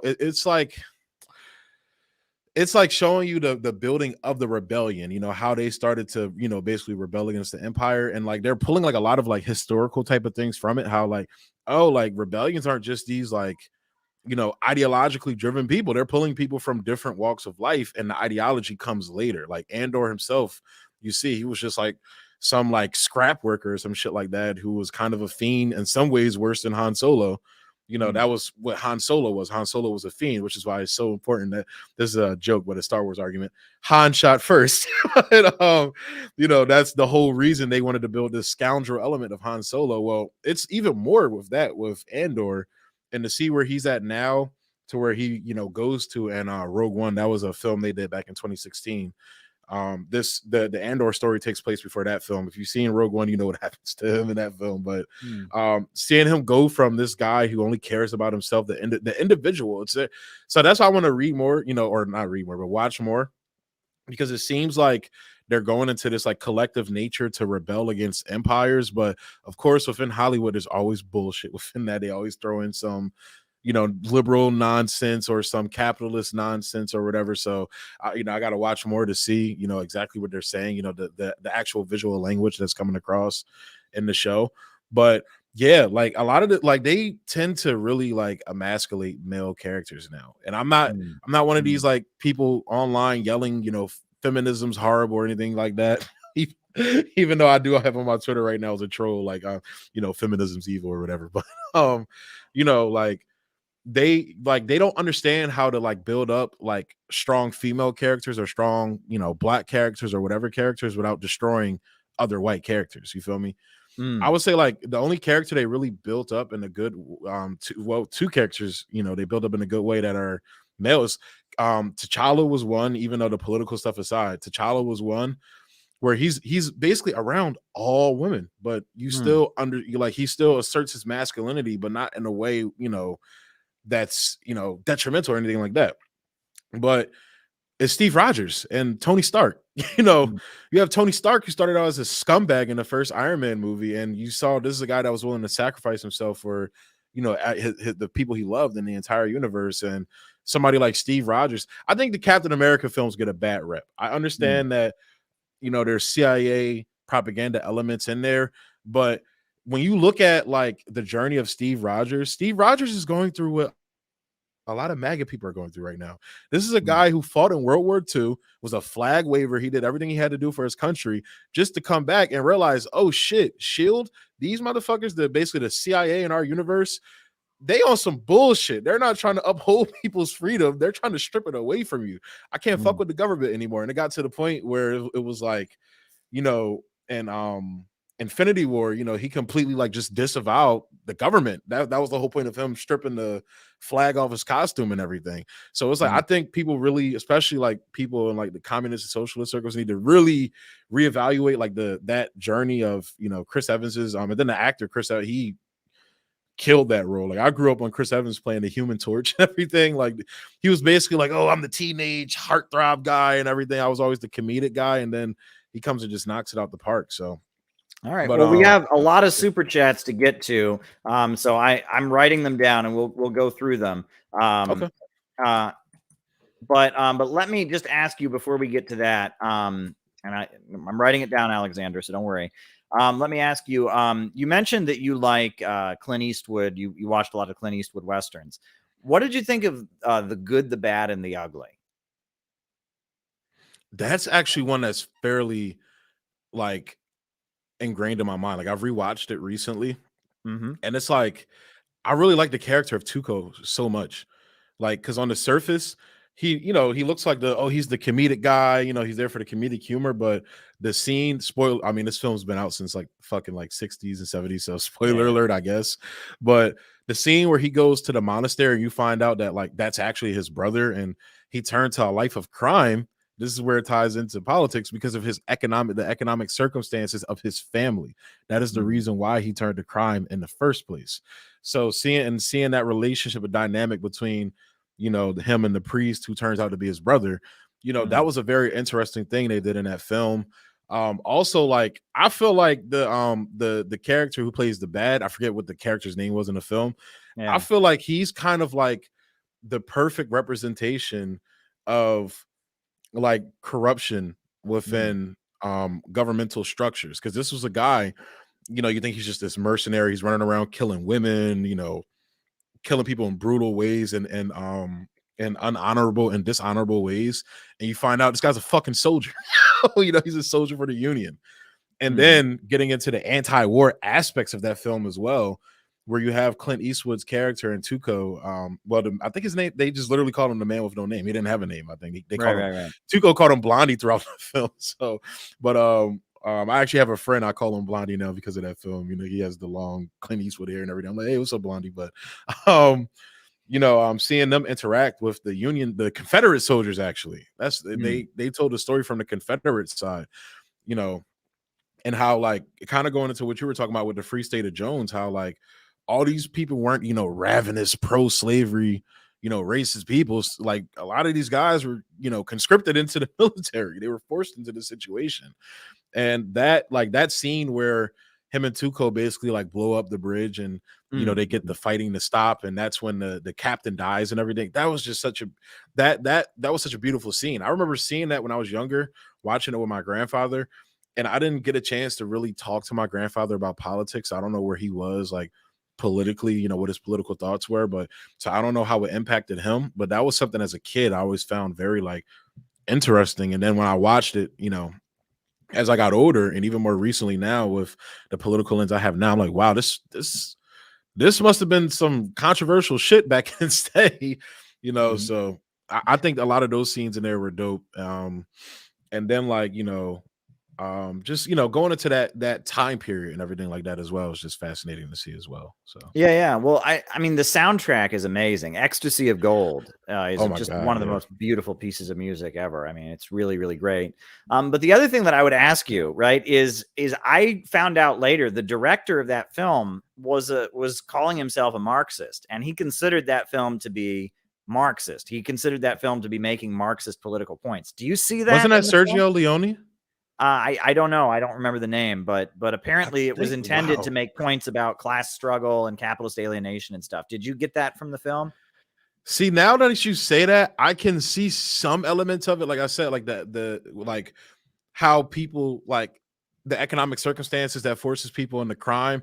I think that's a very like, conversation that's applicable to now, especially like I've been having debates with people about like sex work and things like that. And, the true Marxists with the Marxist stance is supposed to be on it, but like why people turn, to these different types of lifestyles and how Marxists and, communists are supposed to, help people rise above that. But from that element, I can kind of see it, but how, like, I feel like a lot of Hollywood people just say shit though. Like they'll be like, oh, this, like, I would have to read more about it. Cause I didn't know that he said that. I would have to read more about it. Yeah. Well, I mean, when I look at it, I don't see like real Marxism, like the workers rising up against the bosses and socialism. What I see is kind of Frankfurt School, 1970s, cultural. It's about alienation. It's about kind of vaguely talking about injustice, kind of cynically looking at institutions, seeing the military isn't as great as it would be, the church isn't as great as it would be, but I mean, but, and that kind of, I see it as Marxist in that light, but I don't see it as like, ideologically full on Marxist, but exactly. But one movie that definitely is though is have you seen? It's a classic cowboy movie, the Magnificent Seven. I mean, that is, you know. I've never seen the original, surprisingly. Yeah. I've Well, never I seen mean, the original. yeah, I mean, and I pointed this out to people. It was originally, it was based on a film from Japan called The Seven Samurai. Yes, Right? I've seen that though. I've seen that. Yeah, and the filmmaker of Seven Samurai was an open Marxist, and he very clearly, like, the point is, the idea is, it's like the village that every year they get robbed by the bandits. The bandits come and rob them every year, and they, you know, so they go to find these samurai to like protect their village, and the samurai are teaching them how to fight, and then they find out the samurai are not really samurai. They've been disbarred, or, you know, they're Ronin, they've been thrown out or whatever. And so then they're disappointed. Oh, they lied to us, they're phonies. But then the bandits come to rob them, and then they fight them on their own. And the point is supposed to be like the vanguard party is, it doesn't make the revolution for the masses, right? It's the idea is that the vanguard just shows the masses, makes them aware of their own strength, right? And that the Magnificent Seven, A Bug's Life, which is like the cartoon version for kids, you know, it's the same movie. And it was a very popular film in Japan that was intentionally, I mean, the guy was a card-carrying Communist Party member, and he said, well, this is about the role of the vanguard party in the revolution. And I think that's particularly interesting. So, you know, there you go. Wow. You know, but anyhow, so why don't we start going through these super chats, because these people did ask their questions. We want to give them a chance, but I will let you take the lead on any of these super chats. The first one I have no idea about myself. It's referring to an essay by Marx called Forced Immigration. Do you want to say anything about that? Because I haven't read that essay. So do you want to say anything about that? I don't really know much about it. Yeah, just sorry, Jason, maybe for another stream, but I haven't read that one. Next one, is your criticism of the left comparable to Marx and Engels and Proudhon? And can you compare the New York Daily News and Fox without context? Well, I mean, the New York Daily News is a local paper here in New York. You probably don't have it out where you are, right? But no. Wow. Okay. And I mean, I don't know. I guess I can give a quick answer. The New York Daily News is kind of the more liberal newspaper in New York. There's two newspapers that I see people reading on the subway on their way to work: the New York Daily News and the New York Post. New York Post is Republican, and it's the NYPD paper, right? And the New York Daily News is kind of liberal, but they tend to go along with the police department. They tend to go along with the city. I mean, they're kind of liberal, and that they'll do liberal things because their readership is mostly people of color, and that forces them to do, you know, more progressive things sometimes, but they're still pretty conservative. They're tabloids. These are tabloids. The New York Times is like the academic newspaper. Wall Street Journal is the financial paper. So yeah, we're New York City. I guess we're spoiled. We have daily newspapers, but Fox News is owned by the same company that owns the Wall Street Journal now, but that's the conservative Rupert Murdoch. That's, you know, and the New York Post is a lot like Fox. New York Post is like Fox News, and the New York Post is just trying to get your attention. It's very sensational. The graphics in the New York Post, I will say, are amazing. Like, I mean, it's really like I see them like they really like dive into the culture war stuff and everything in the Post. So, and they're nasty. Noticed, yeah, they're very hateful. Like when Ahmadinejad, the president of Iran, came, they put his face on the front and they wrote "piece of shit." Like, you know, I mean, it's like they'll do really, really kind of sensational stuff, and they have a lot of like gossip column stuff about celebrities. But then, like, the layout, I will say, it's like it's designed. They know how to do print, because nowadays, see, it used to be people just read the newspaper for the news. People don't do that anymore. If you want the news, you turn on the TV or whatever. So if people want a newspaper, they want it to like sparkle. They want it to be very well laid out. The New York Post is very well laid out. It really gets your attention, but it's pushing a very right wing and pro NYPD message. So I don't really have much time for the New York Post, and it's often quite crass and kind of, you know, but there you go. It's not solutions driven. No, like not at all. That's a lot of my critique of the culture war, because we can have conversations and disagreements obviously about culture and everything. I'm somebody, I find myself in the middle with a lot of culture stuff. Sure. So it's like, it's very like, you know, because on some hands I hear what more the conservative leaning people are saying, but then I hear what like liberals, like culturally, when it comes to, you know, like the dominant issues like LGBT issues, obviously for me, policing issues. That's what turns me off from a lot of the right, is their stances on police, and I'm like, y'all fix that shit, I might vote for you, honestly. But and do a couple more other things. But yeah, but it's like, you know, like with these like newspapers out there, there's no room for real conversation. That's why I like the online YouTube space and everything. Like here we can have like an hour and 36 long conversation, and like newspapers, even on like news media, like they have like these little like short segments. Like I love RT is, you know, I fucking love RT, but I feel like they sometimes fall into that trap as well, where you have like these like little short segments, and I get it. I understand that you know that they have to do that, but like I want to hear like you're one of my favorite RT people. Manila Chan is somebody I love. Manila Chan. Oh, she's great. Yeah. I love. She actually interacts with people on Twitter too. That's why I was like, oh my god, one of my favorite journalists just interacting with me. I'm kind of like blushing right now. This is amazing. But she does work with Jamal Charles. That's how I got into her actually. Was with she's on Radio Sputnik with Jamal Charles right now, I believe. When I was working days, I was able to hear them in the mornings, but I haven't been able to listen because I work nights now, unfortunately. So but and her In Question show on RT was fucking amazing. Like I remember one day just watching, I'm like, am I in Narnia right now? Because like there's unbiased coverage going on right now. Like she's not pushing a narrative right now. Am I in Narnia right now? Am I in Upside Down Land? So, but yeah, that, and what was the first part of the leftism and everything? I mean, he said, "Is your criticism of the left comparable to Marx and Engels and Proudhon?" And I don't quite know what he's getting at. Maybe like I think I'll talk to you about this when you came on my channel. I'm not the most like theory savvy person. Like I'm a slow reader, so I'm trying to read everything. But I'm just like, look, what pushed me to communism and socialism, and I think this is a good thing, is just my own fucking experience. Like seeing this shit with my own eyes, like seeing the abject failure that capitalism is. Libertarianism, like literally on its face. I have friends that are libertarians and everything like that, and people I talk to that are libertarians.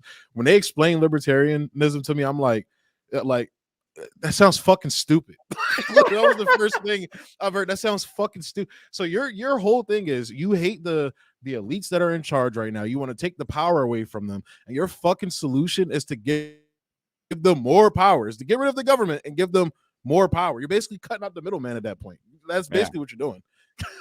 So just on face value, like libertarianism is just, it always sounded stupid to me, honestly. And like, so, but civil liberties wise, they're excellent on civil liberties. That's about all I agree with them on, the civil liberties. Yeah, I remember having this conversation. Libertarians like, well, the government should not be involved in the economy. We just need a government that completely just stays out, and all of this, right? And I hear that, and I'm just like, okay, so imagine you have a group of people that have all the money in their hand. Why would they not try to then rig the government to make sure that they keep all the money in their hands?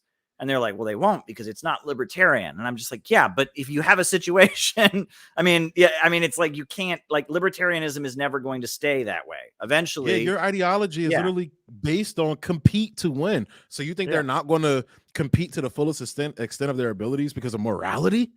What? Yeah. That's the first thing to go with capitalism is morality. Yeah, it's this bizarre belief that like you can just somehow, the government will just keep its hands off forever. And it's like, no, first the government will keep its hands off and things will get really bad, and then they'll rig the government again. And that I always tell them all capitalism is crony capitalism. When they say it's, it's not real capitalism, it's crony capitalism. I say all capitalism is crony capitalism. That's the slogan I've used in response to them before. But there you go. So here we got a few more. Now this one is: the left failed to engage with Kanye. What do you say about that? So that's something I've been talking about on my channel a lot. And given what went down today, he kind of just like literally he just like pulled up and just took a giant shit on everything you could possibly say about, because I think this is a good situation for Black people to talk about how we feel that other groups have control over our economic and cultural sovereignty. Like I play this clip all the time there, and I'm not saying all Jewish people are this, but, and especially in hip hop, this is why Kanye is talking about it right now. That is who a lot of the people in charge of these companies are. And what all we're saying is, hey, conservatives, you want to yell at us all the time, oh, your culture is derogatory. You even get like Black people like Candace Owens, like just like, so you'll sit here and denigrate. So she recently put up this like tweet talking about, there's two rappers. You probably heard of Drake, but there's another rapper called 21 Savage. They just put out a album or whatever, and typical stuff you hear in hip hop nowadays. And she's like, oh, I'm going to do a whole or I'm gonna dedicate segments to talking about this is the problem with Black culture and Black media, but you're not going to talk about the elite groups that are gatekeeping Black culture, basically. Like, we're not going to talk about how the capitalist. So your whole critique is against capitalism, but you still call yourself a devout capitalist. But it's kind of that. Like, I'm trying to point out these critiques, and it's something that, like, so there's a video of a famous CEO record exec. His name is Lear Cohen. He went on the Breakfast Club, and they were saying like, oh, like when you're looking for talent, are you looking for messaging or are you looking for just talent? And he was like, look, talent. I would like to push good messages out there. Yeah, I'm paraphrasing, but this is just what he said. But talent sells.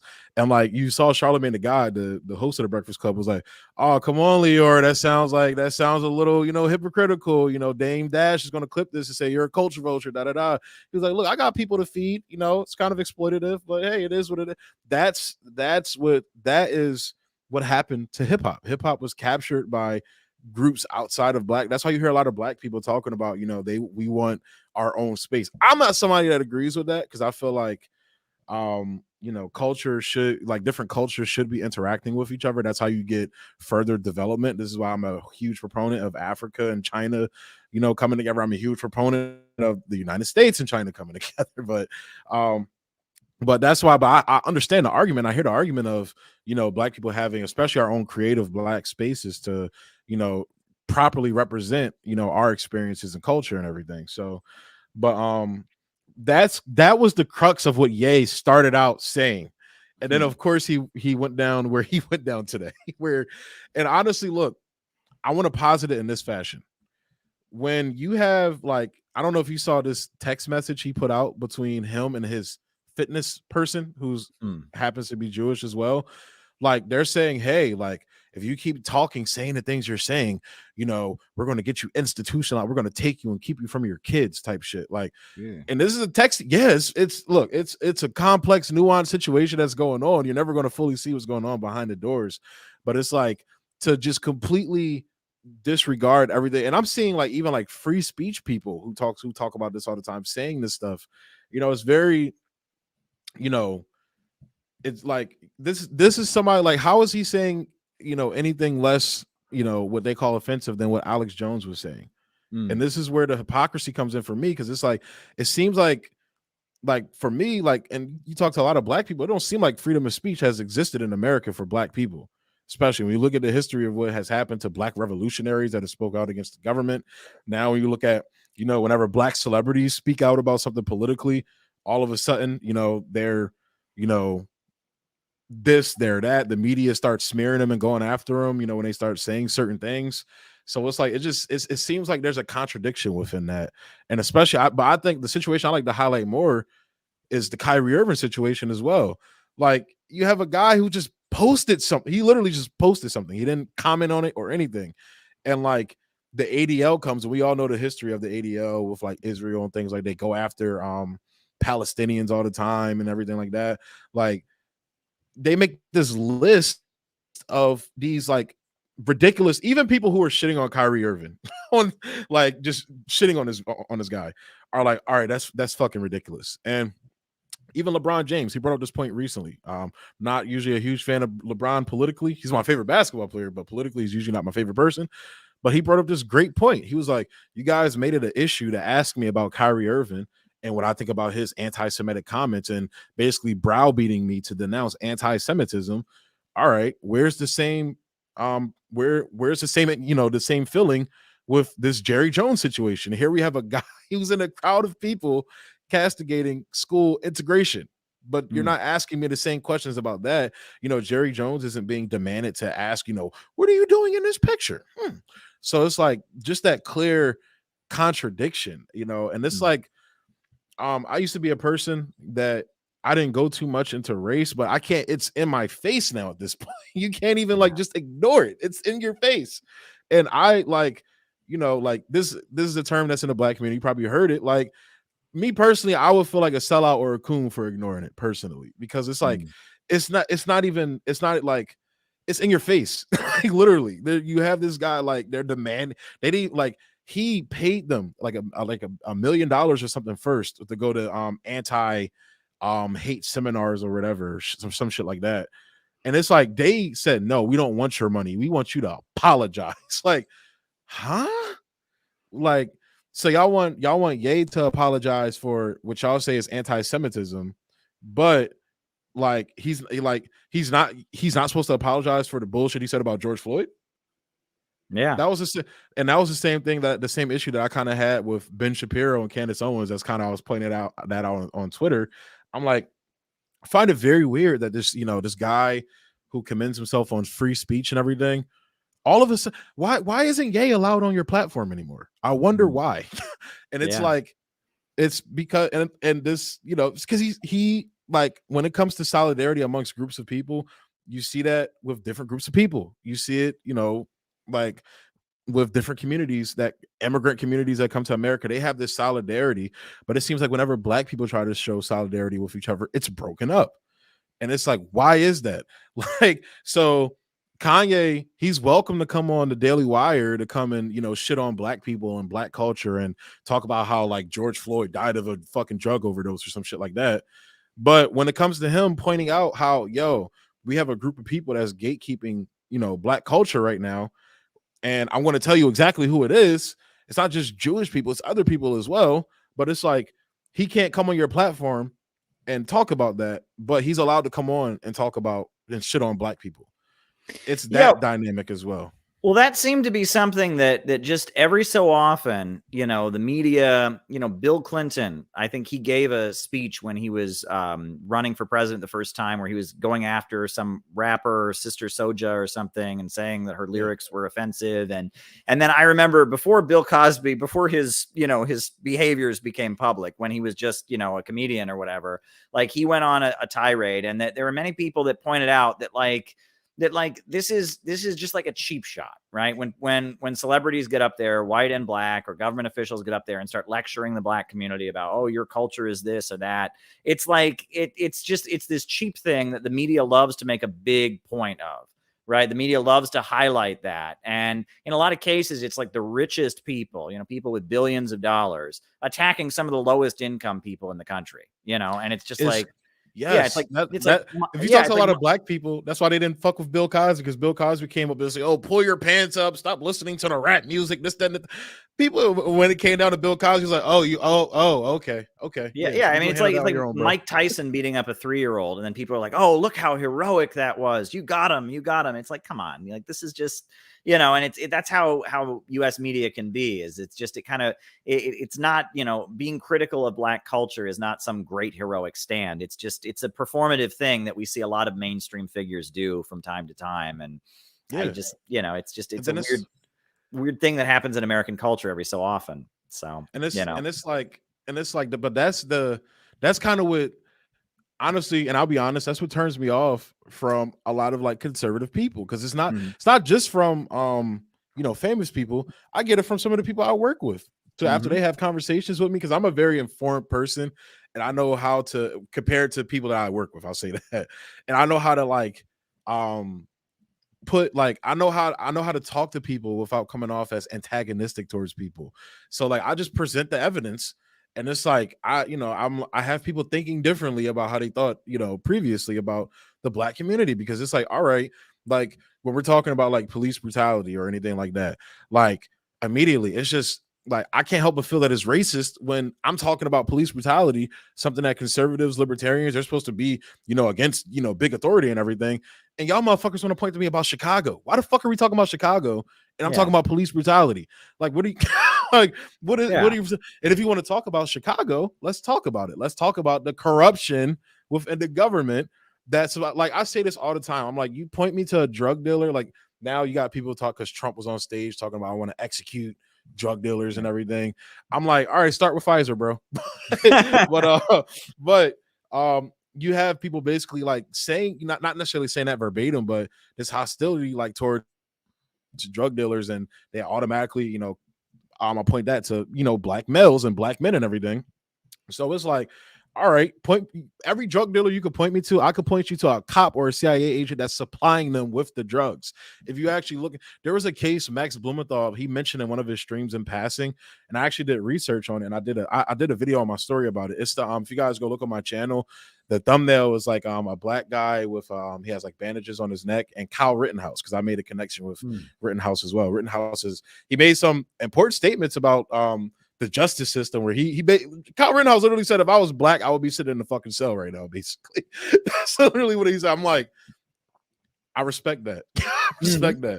But But there was a guy in Baltimore. They accused him of committing this crime, and the police just started shooting at him in the middle of the street, broad daylight, shooting at him. Wow. There's people in broad daylight like having to run into stores and shit because the police are just shooting off like fucking gang members, basically.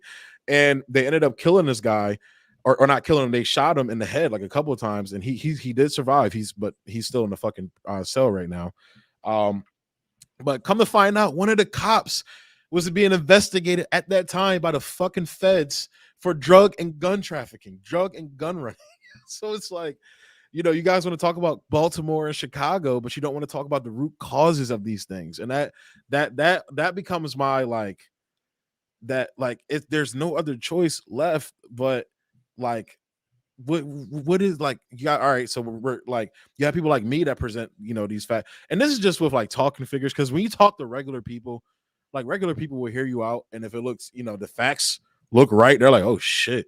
Like I've literally talked people from, not necessarily from being Trump supporters, but just highlighting certain shit. Like, this is just me at a bar, you know, I'm drunk myself, but I'm just talking, and it's like people are like, oh, that makes a lot of sense. Like, you know, making people revolutionaries, honestly, about, you know, well, anti-imperialist, I'll say that. Like even like I can, like, it's crazy that leftists seem they can't connect with working class people on economic issues, but I can somehow convince some conservative guy in the middle of bumblefuck Delaware that Iran is not our enemy. I can do that, but you guys can't connect with workers. It seems like you're not fucking trying on purpose. But indeed, yeah, but that's kind of like a lot of the crux of what Ye and the Kyrie situation has been for me. It's not about defending celebrities. Look, I wish both men the best. Kanye West, he's one of my musical inspirations. If you know anything about Kanye and hip hop, that's why it's so hard for people to let him go, because it's like, oh my God, I want to let him go. But he made Graduation. So, but he's one of those icons in hip hop. But like the crux of what they're talking about, like about black culture and free speech for black people, and the economic liberation of black men. You once said in one of your streams about abortion that I'm not going to sit here and talk about the liberal conservative sides of abortion. I want to talk about, and I think what's his face, the Haas guy said this too. I want to talk about the economic liberation of women. Once we fucking fix that, and my perspective is, once you fucking fix that, then we can have a conversation about the morality of abortion. Like, I don't, like, for me personally, like, just I don't want to hear it when it comes to abortion on either side until y'all solve that fucking issue, because that is the driving factor of what pushes women to get abortions. Is same thing with sex work, same thing with all of these problems, these morality problems that is within the culture war and everything like that. Like, a lot of them are systemic economic issues. It's the economy, stupid. That's the saying in politics. So, but that is the root of why I've really been fascinated with this Kyrie and Ye situation. I like to call him Ye now, because it's like, that's what he said his name is. It's like the people that would call Muhammad Ali Cassius Clay still, just to be fucking dickheads. But but that is my perspective on Ye. I feel like, you know, prior to what went down today, I feel like a lot of his situation and Kyrie's situation really highlighted, you know, this disparity between, you know, free speech for black men in America, economic liberation for black people in America, and cultural sovereignty. So and another thing I feel is controversial as well from me, reparations is a big thing that I talk about. I used to, and again, this is something I used to shy away from because I felt like it was controversial and everything. But I feel like if you can't shy away from things just because you feel like people don't like it. So it's something I've been talking about loudly now. I feel like that's something that is needed for Black Americans. When you look at, you know, the capitalist system that exploited Black Americans' labor in this country, like both during slavery, and I'm like, you don't even have like. I feel like slavery is definitely need to be accounted for that. You don't have to go to slavery. And this is my argument against capitalist Black people. Can you like look at all the systems of economies Black people fucking built in America that the elite class manipulated racist white people into destroying? Like whether it's Tulsa, you know, Black Wall Street, Rosewood, all of these different cities where Black people were the economic foundations, you know, coming out of Reconstruction as well. I think that's one of the greatest stories we don't talk about in America, is how Black Americans came out of slavery and became economic political powerhouses. Like there were black people in Congress post Reconstruction, all this type of shit. And that's why the black codes, the apartheid system against black people was starting to be implemented, because the ruling class, the capitalist class, felt threatened by black Americans gaining that wealth. So that's the perspective I try to tell black people all the time. But this is why I say capitalism doesn't work for black people. We tried it, it failed spectacularly. But also from the concept just of, you know, stolen wealth, property. Like I have family members. My dad has told me about family members on his side. I don't know too much about my grandfather's side, but I had my, you know, ancestors were millionaires in Reconstruction that was stripped of them with black codes and things, you know, race riots and things like that. So you know, reparations is something that is definitely that not even feel, but is needed for black Americans. You can't expect people to pull themselves up. I think Dr. Claude Anderson says this. I think that's his Claude Anderson says this a lot. Like they expect the black people to pull themselves up by their bootstraps without no fucking boots. You didn't give them boots, you know.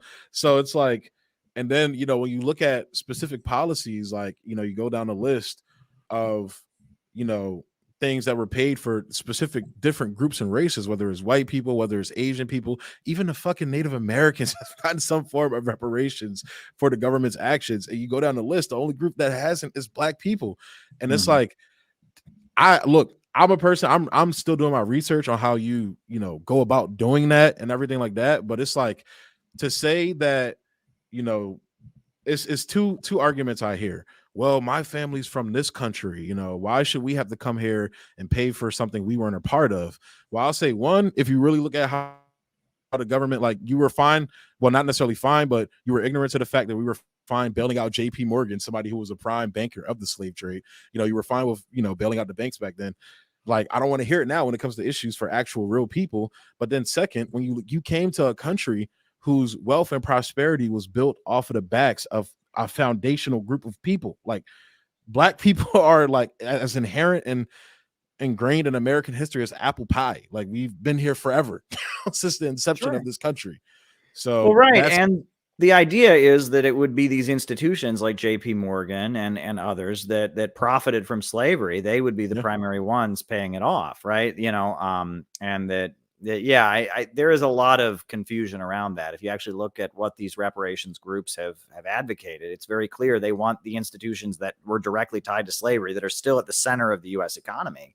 You know, they're the ones that should be paying and making. But you see that, and you see that fallacy in liberal media too, because you know, conservative media, look, they're just straight up fuck that shit. We're not in favor of it. No, that one guy, he was at the Trump rally. His name was like Tuberville or whatever. Like, basically just called all black people criminals, and that's why we don't deserve reparations. Wow. But then on the liberal side, you have people like Don Lemon who go wax poetic all day about, you know, marginalized groups and shit. But here you have this like British conservative lady who's just completely saying bullshit. She's like, oh, Britain was the first state to get rid of slavery. I'm like, no, that was Haiti, actually. Haiti was the first state to do that. But then on top of that, like, she makes the argument that British sailors should be paid reparations because of them fighting back against slavery, basically slave traders in Africa. And it's like, what the and Don Lemon just sits there and doesn't say shit. Well, that's the scary thing, is the 1619 Project. In a lot of ways, it's an attempt to whitewash the crimes of British imperialism, you know, and to, you know, I mean, and it's bizarre because, you know, the British were supporting the Confederacy during the Civil War. I was going to say, let me know if I'm like miscorrect on, or if my pontification about this is wrong. I would think the British Empire was abolishing slavery because the nation that they hated primarily at that time was the United States. The primary driver of their economy was fucking slavery. So like Britain, I from my perspective, I don't know if there's like a historical thing within this, but just from me, my personal assessment, it seems like Britain was like, all right, fine, we could bite the bullet on slave profits or whatever, as a way of basically kind of like in a way of like the United States forcing Europe to get rid of their industry, basically, or like, you know, like we can bite the bullet on raising gas prices in order to basically absorb Europe's industry. I don't know if that's a thing, you know, necessarily, like there's historical context to back that up. That's just what I've always thought. Because if I'm an empire and I'm looking to crush, you know, what I view as a rebellious, so like the Americans basically ran Britain out of the Americas and became their own nation. Like, I hate this nation. In my mind, if I was an empire, I would say, all right, I'm going to crush them by going after their primary economic source, like what the United States did to Europe and Russia. What they're doing to Russia as well now too. Yeah.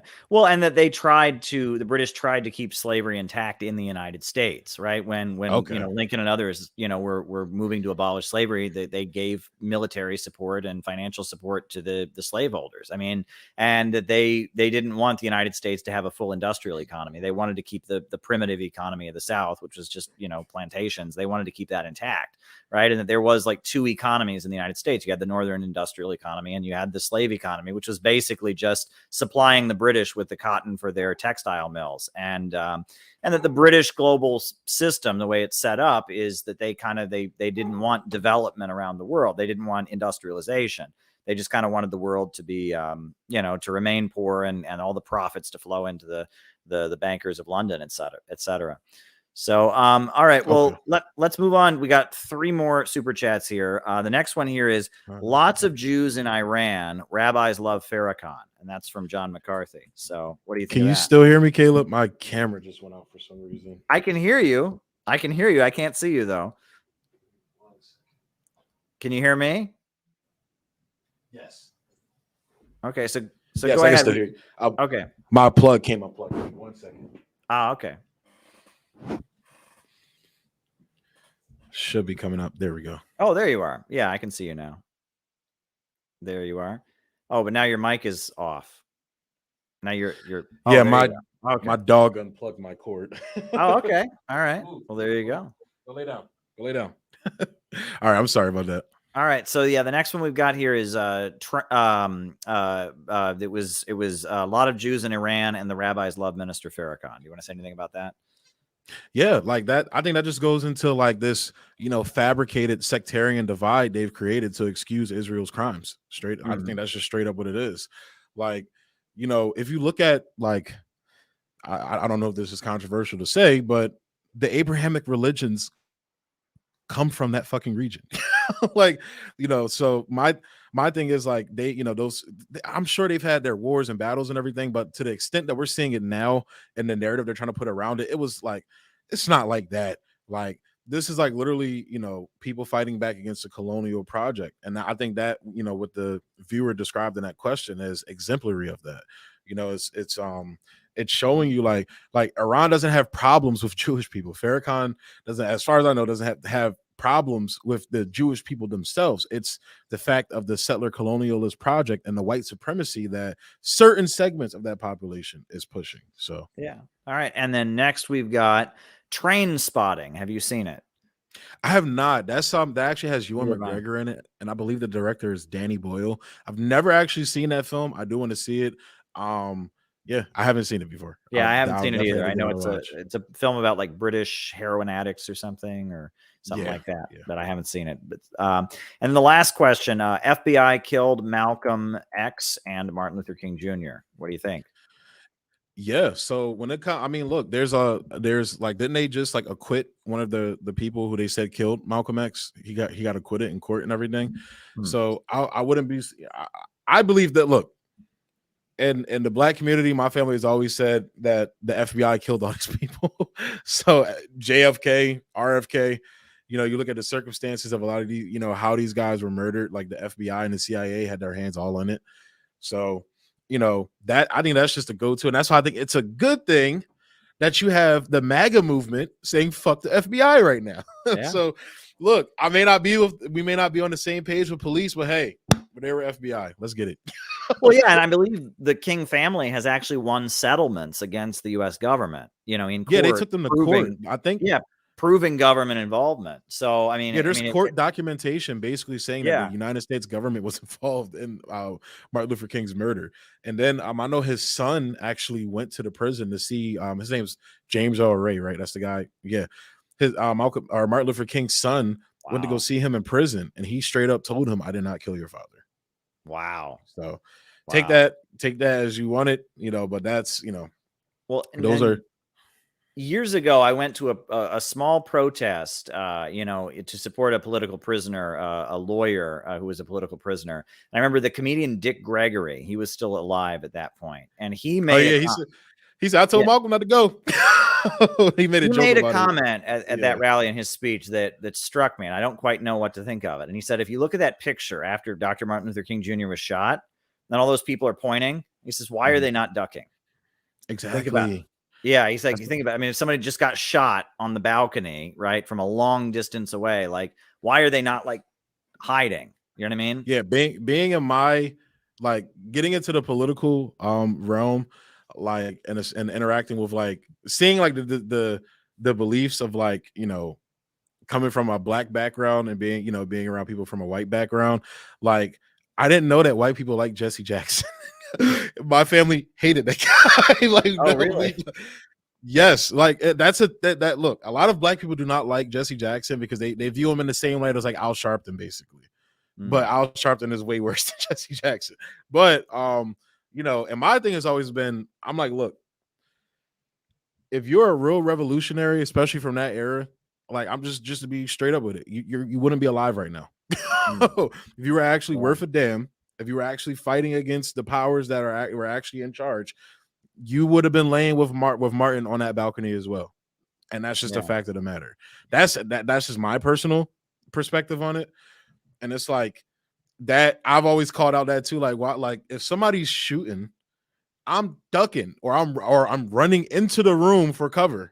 The room right behind us. But I'm not going to stand on the fucking balcony and pose for a picture to point and shit.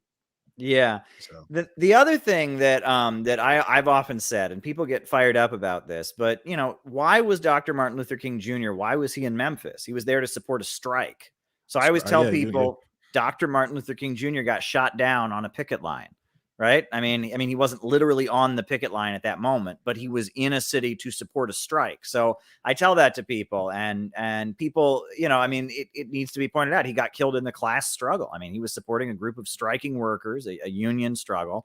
And then in the final years of his life, he was talking for socialism. He was saying the problem was capitalism, that we need a democratic socialism in America. He always didn't he get booed out of one of those Democratic Party conferences because he started talking about the how supportive the Democratic Party was of the Vietnam War or something. They booed him or kicked him out or something. The NAACP denounced him. He gave a speech at Riverside Church in New York City, which is a very good speech if you read the language of it. There's a lot of really intense passages about the Vietnam War and why he was opposing the Vietnam War and why he basically said the Vietnamese people were right to resist the United States. And then the NAACP passed a resolution condemning him for that speech, saying it was like unpatriotic or something like that. And that was a big thing. And that he had a quite low approval rating at the time of his death. He was not a very he was unpopular figure. Yeah, because he was considered very radical because he had taken quite a radical turn. The height of his career was in the 50s with the Montgomery bus boycott and such. But in the early 60s, he was still quite popular. But yeah, towards the end of his life, he was very, very much considered a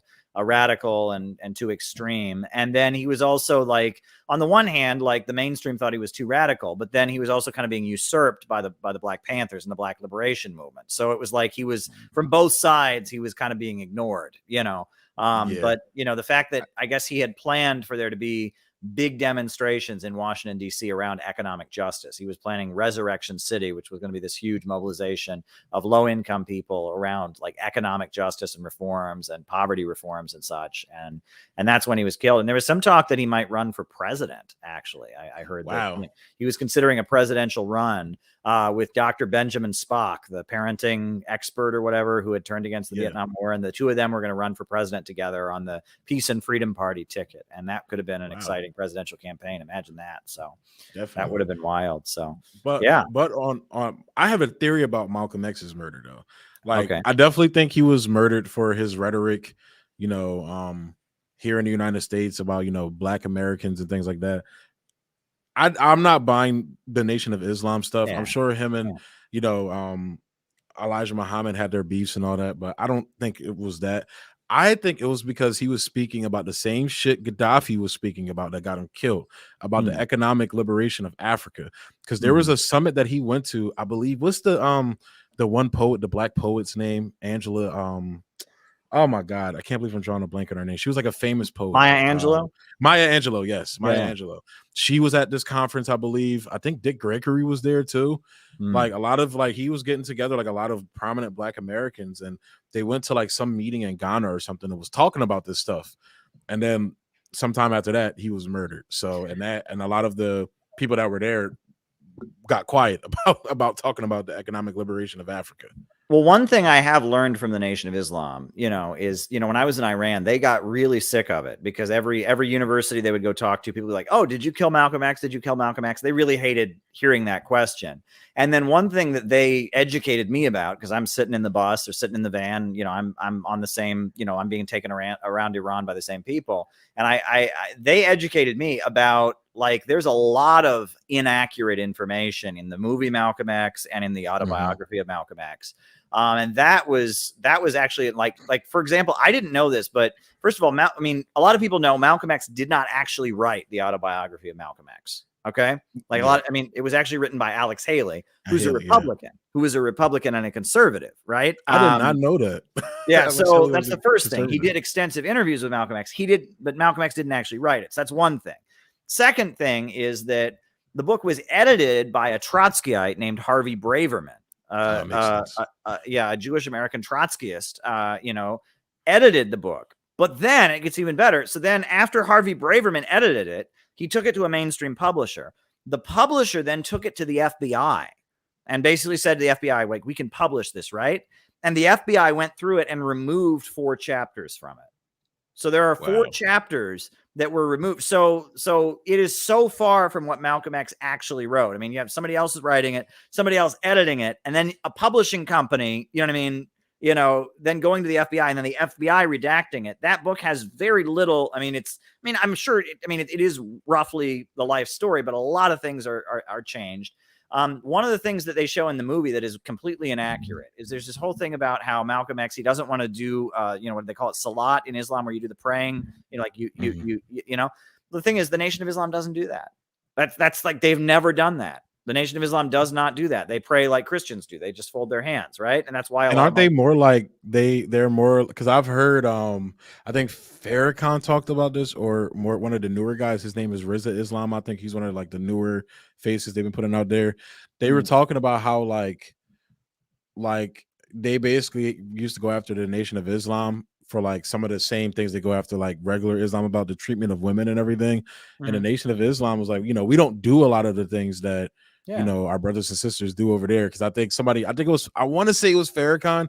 He made a joke because he was like, could you imagine telling a Black woman to walk 5 paces behind you or something like that?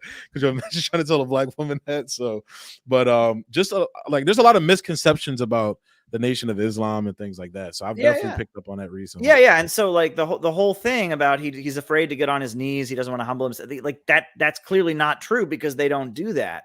The other thing is like in the biography, they make a big deal that he met white Muslims in Mecca, in the Hajj, and that like changed him or something like that. There's a photograph of Malcolm X in Saudi Arabia in like 1953, sent by the Nation of Islam to a global Muslim conference, standing next to a white Muslim.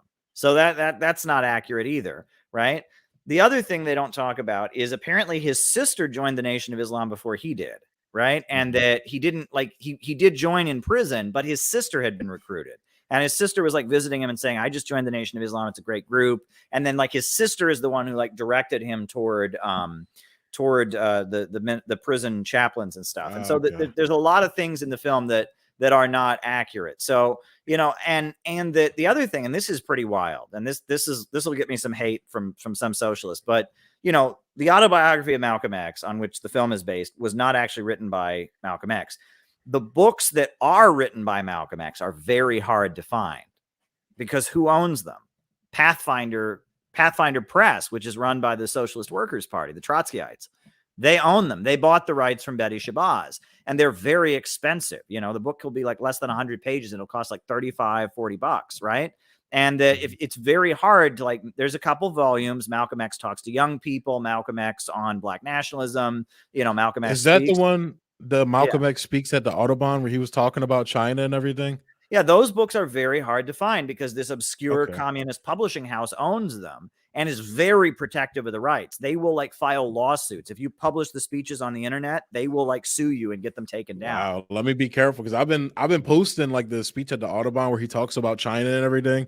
Yeah, yeah. So I didn't know all that story behind it. Yeah, so that's even weirder. So the actual works of Malcolm X are like there's this publishing house run by this Trotskyite communist group that has been heavily infiltrated by the FBI, like sued the FBI for infiltrating them and then collapsed afterwards mysteriously. And so there's that whole thing where like this communist group that is like, that has a whole history of shady FBI stuff going on with them. They control his actual writings and have made them very hard to find. The autobiography that he didn't write is out there, and it's like, and it shows you how much they really want to control the narrative around Malcolm X, right? And that also that the movie Malcolm X came out, I believe, a couple years before the Million Man March, right? When Farrakhan was riding high, and when Farrakhan was considered to be very dangerous by the American political establishment, and that like the way the movie appears, it makes it look like the Nation of Islam killed him, right? It's almost like the film is very negative on the Nation of Islam, right? It's like, and that people saw, which is always weird to me because Yeah. Spike Lee should know that like Farrakhan is very revered in the Black community, right? And so that was what was always weird to me too, right? And then you almost wonder if they were, there was some fear of the Nation of Islam taken off, so like we're going to promote Malcolm X so that we can, maybe weaken the political group that he gave his life to, and he had a falling out with them at the end, but.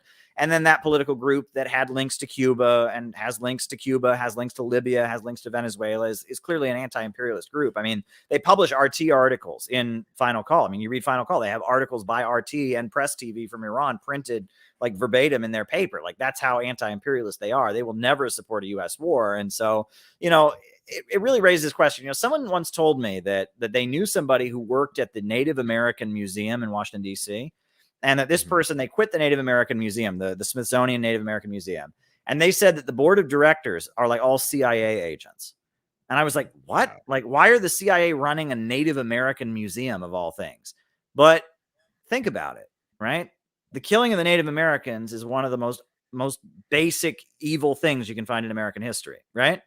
So if you have a museum in Washington, D.C., it's all about Native Americans, and you have people from all over the world coming and looking at this museum, controlling the narrative around what happened to Native Americans. That's the kind of thing the CIA does, right? That's the whole thing about it. If you do something wrong or whatever, it's better they hear it from you than from somebody else.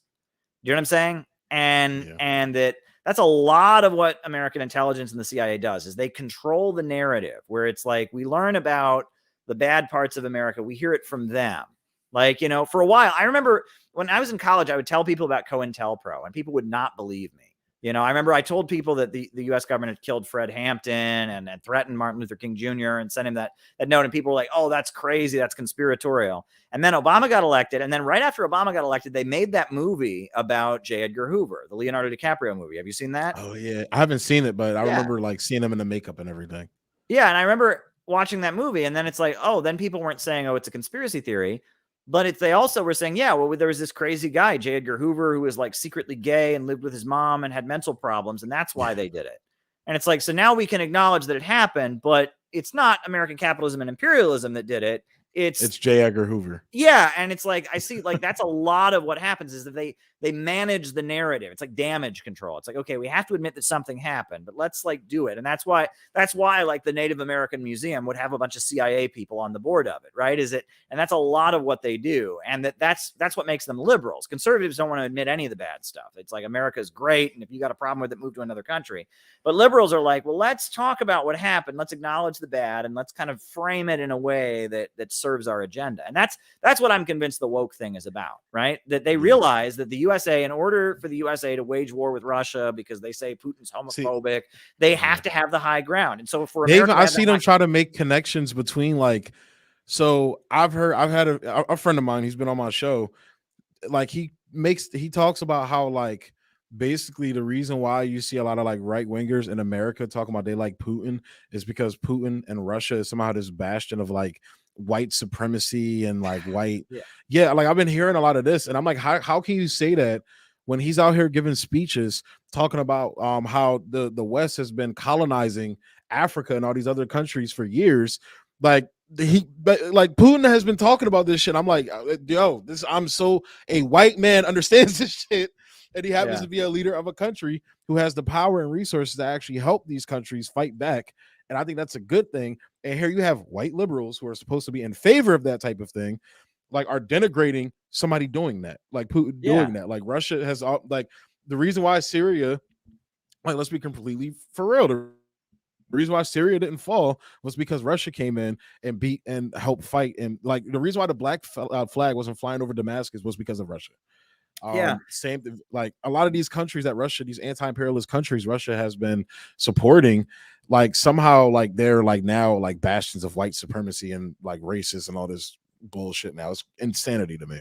Yeah, no, absolutely. And like, I mean, I've been to Russia. There are a lot of black people in Russia, like black Africans living there, you know. I saw the RT did a piece about that, about the history of like black Americans in the Soviet Union and now Russia and everything. So yeah, and then on top of that, you know, I mean, when we had our like pro-Russia rallies, we had these like very provocative pro-Russia demonstrations that we did in Union Square. And it's in New York City, and there's a, you know, New York City's very international, Wall Street's here and all of that. Most people were very hostile to us or like scared of us, but it was Africans, people from the African continent who were giving us thumbs up, who were like fisting at us and all of that because of Russia's economic relationship. You know, the relationship between Russia and many, many African countries is very deep. And in fact, at the UN, every time the USA passes like a resolution condemning Russia, African countries, the African countries are the ones that all abstain from it. They so let me ask you, in some cases vote no, you know. So I mean, that's just not an accurate presentation there. Russia is conservative, you know. Yeah, Russia is conservative. I will say that they're very, you know, Christian and religious, and they don't like gay marriage. But then it's like, but yeah, then when they tried to give them their way, so I remember reading clippings about this. But so there is a problem with what's the one part of Russia they had their like war and conflict, and Chechnya. now they're part Chechnya. Yeah. They were having a problem with like crimes against like gay people in Chechnya and everything. So like you had Russia going in basically like trying to make changes to a culture where that's not the norm thing. There, you know, you have liberal ideology trying to force its way into different cultures. And so, but then you had the United States then turn around and say that by pressing, so you guys were complaining about the gay, you know, the gays being you know, fucked with in that country. Now you turn around and say that they're oppressing the Muslims in the country by making sure the gay people are being fucked with in that country. So it's like, you're damned either way or not. I remember reading something about like an article about that or something. Yeah, Russia it's just insanity. It has the biggest Muslim population of any non-Muslim country in the world. The other thing is that there's a lot of Russians, like Russian citizens, that are not white, that are from like Siberians. Siberians are not white; they're Asian. I mean, you look at them; they look like they're from China. They look like they're from Mongolia. You know, there's many different, you know, national minorities and ethnic groups in the Russian Federation that are not white. So, yeah, just the way the media talks about all of that is just it just shows you that when you have a narrative to push, you know what I mean? I mean, people can conveniently fit things. It's true. Unfortunately, there are a lot of like white supremacist people that have some, you know, feelings about Russia, but that's because they're against the American establishment. They're against. But you're always going to have people everywhere that don't like one of the things I'm trying to like, you know, educate the black community on is the ally that China has been to black people historically. Like, just like Mao was a huge supporter of, you know, the Black Panther Party and Africa and everything. But it's like, you know, that's the thing that's going. So their excuse for that is like movie posters. So like, for example, when Black Panther came out, you had the American posters and the Western posters where they had Chadwick Boseman on the cover. Rest in peace to him. He was one of my favorite actors too, by the way. But they had him on the cover with his mask off, doing like the Wakanda Forever, you know, thing and everything. But in China, they had the thing with the mask over his face, and allegedly that's because China doesn't like black people. Same thing with like the character of Finn in Star Wars. So on the regular poster for the Force Awakens, he was like large on the Western posters and everything, but then for the Chinese posters, he's like minimized. But I'm like, this doesn't just track with and then they go into like box office budgets. So like Black Panther, that like, which is obviously a better film than like something like another Marvel film like Ant-Man. Like Ant-Man made like $600 something million in China, where Black Panther only made like 300 million or something like that. So they like to point out stuff like that. But I'm like, all right, you can point that out. I don't know per se, because I don't live in China. I don't know exactly how every person in China feels about, Black people. But what I fucking do know is that the history of China being an ally to Black liberation movements and to Africa as well, sovereign Africa, I feel like that's something that cannot be overlooked. And the economic development, like I know Daniel Burke, I forgot what is his group called that he works with. Yeah, the LaRouche Schiller Institute. Yeah. I know what you're talking about. Yeah, like I didn't know, like I've only got exposure from them from your channel. Like I didn't know about the stuff from like the 80s or whatever, where I don't fucking know. I just know that now they're debunking a lot of the narratives about the China debt stuff. That's something I wanted to get your perspective on too, because when you're looking at debt and the debt in Africa, that's something that I keep hearing about.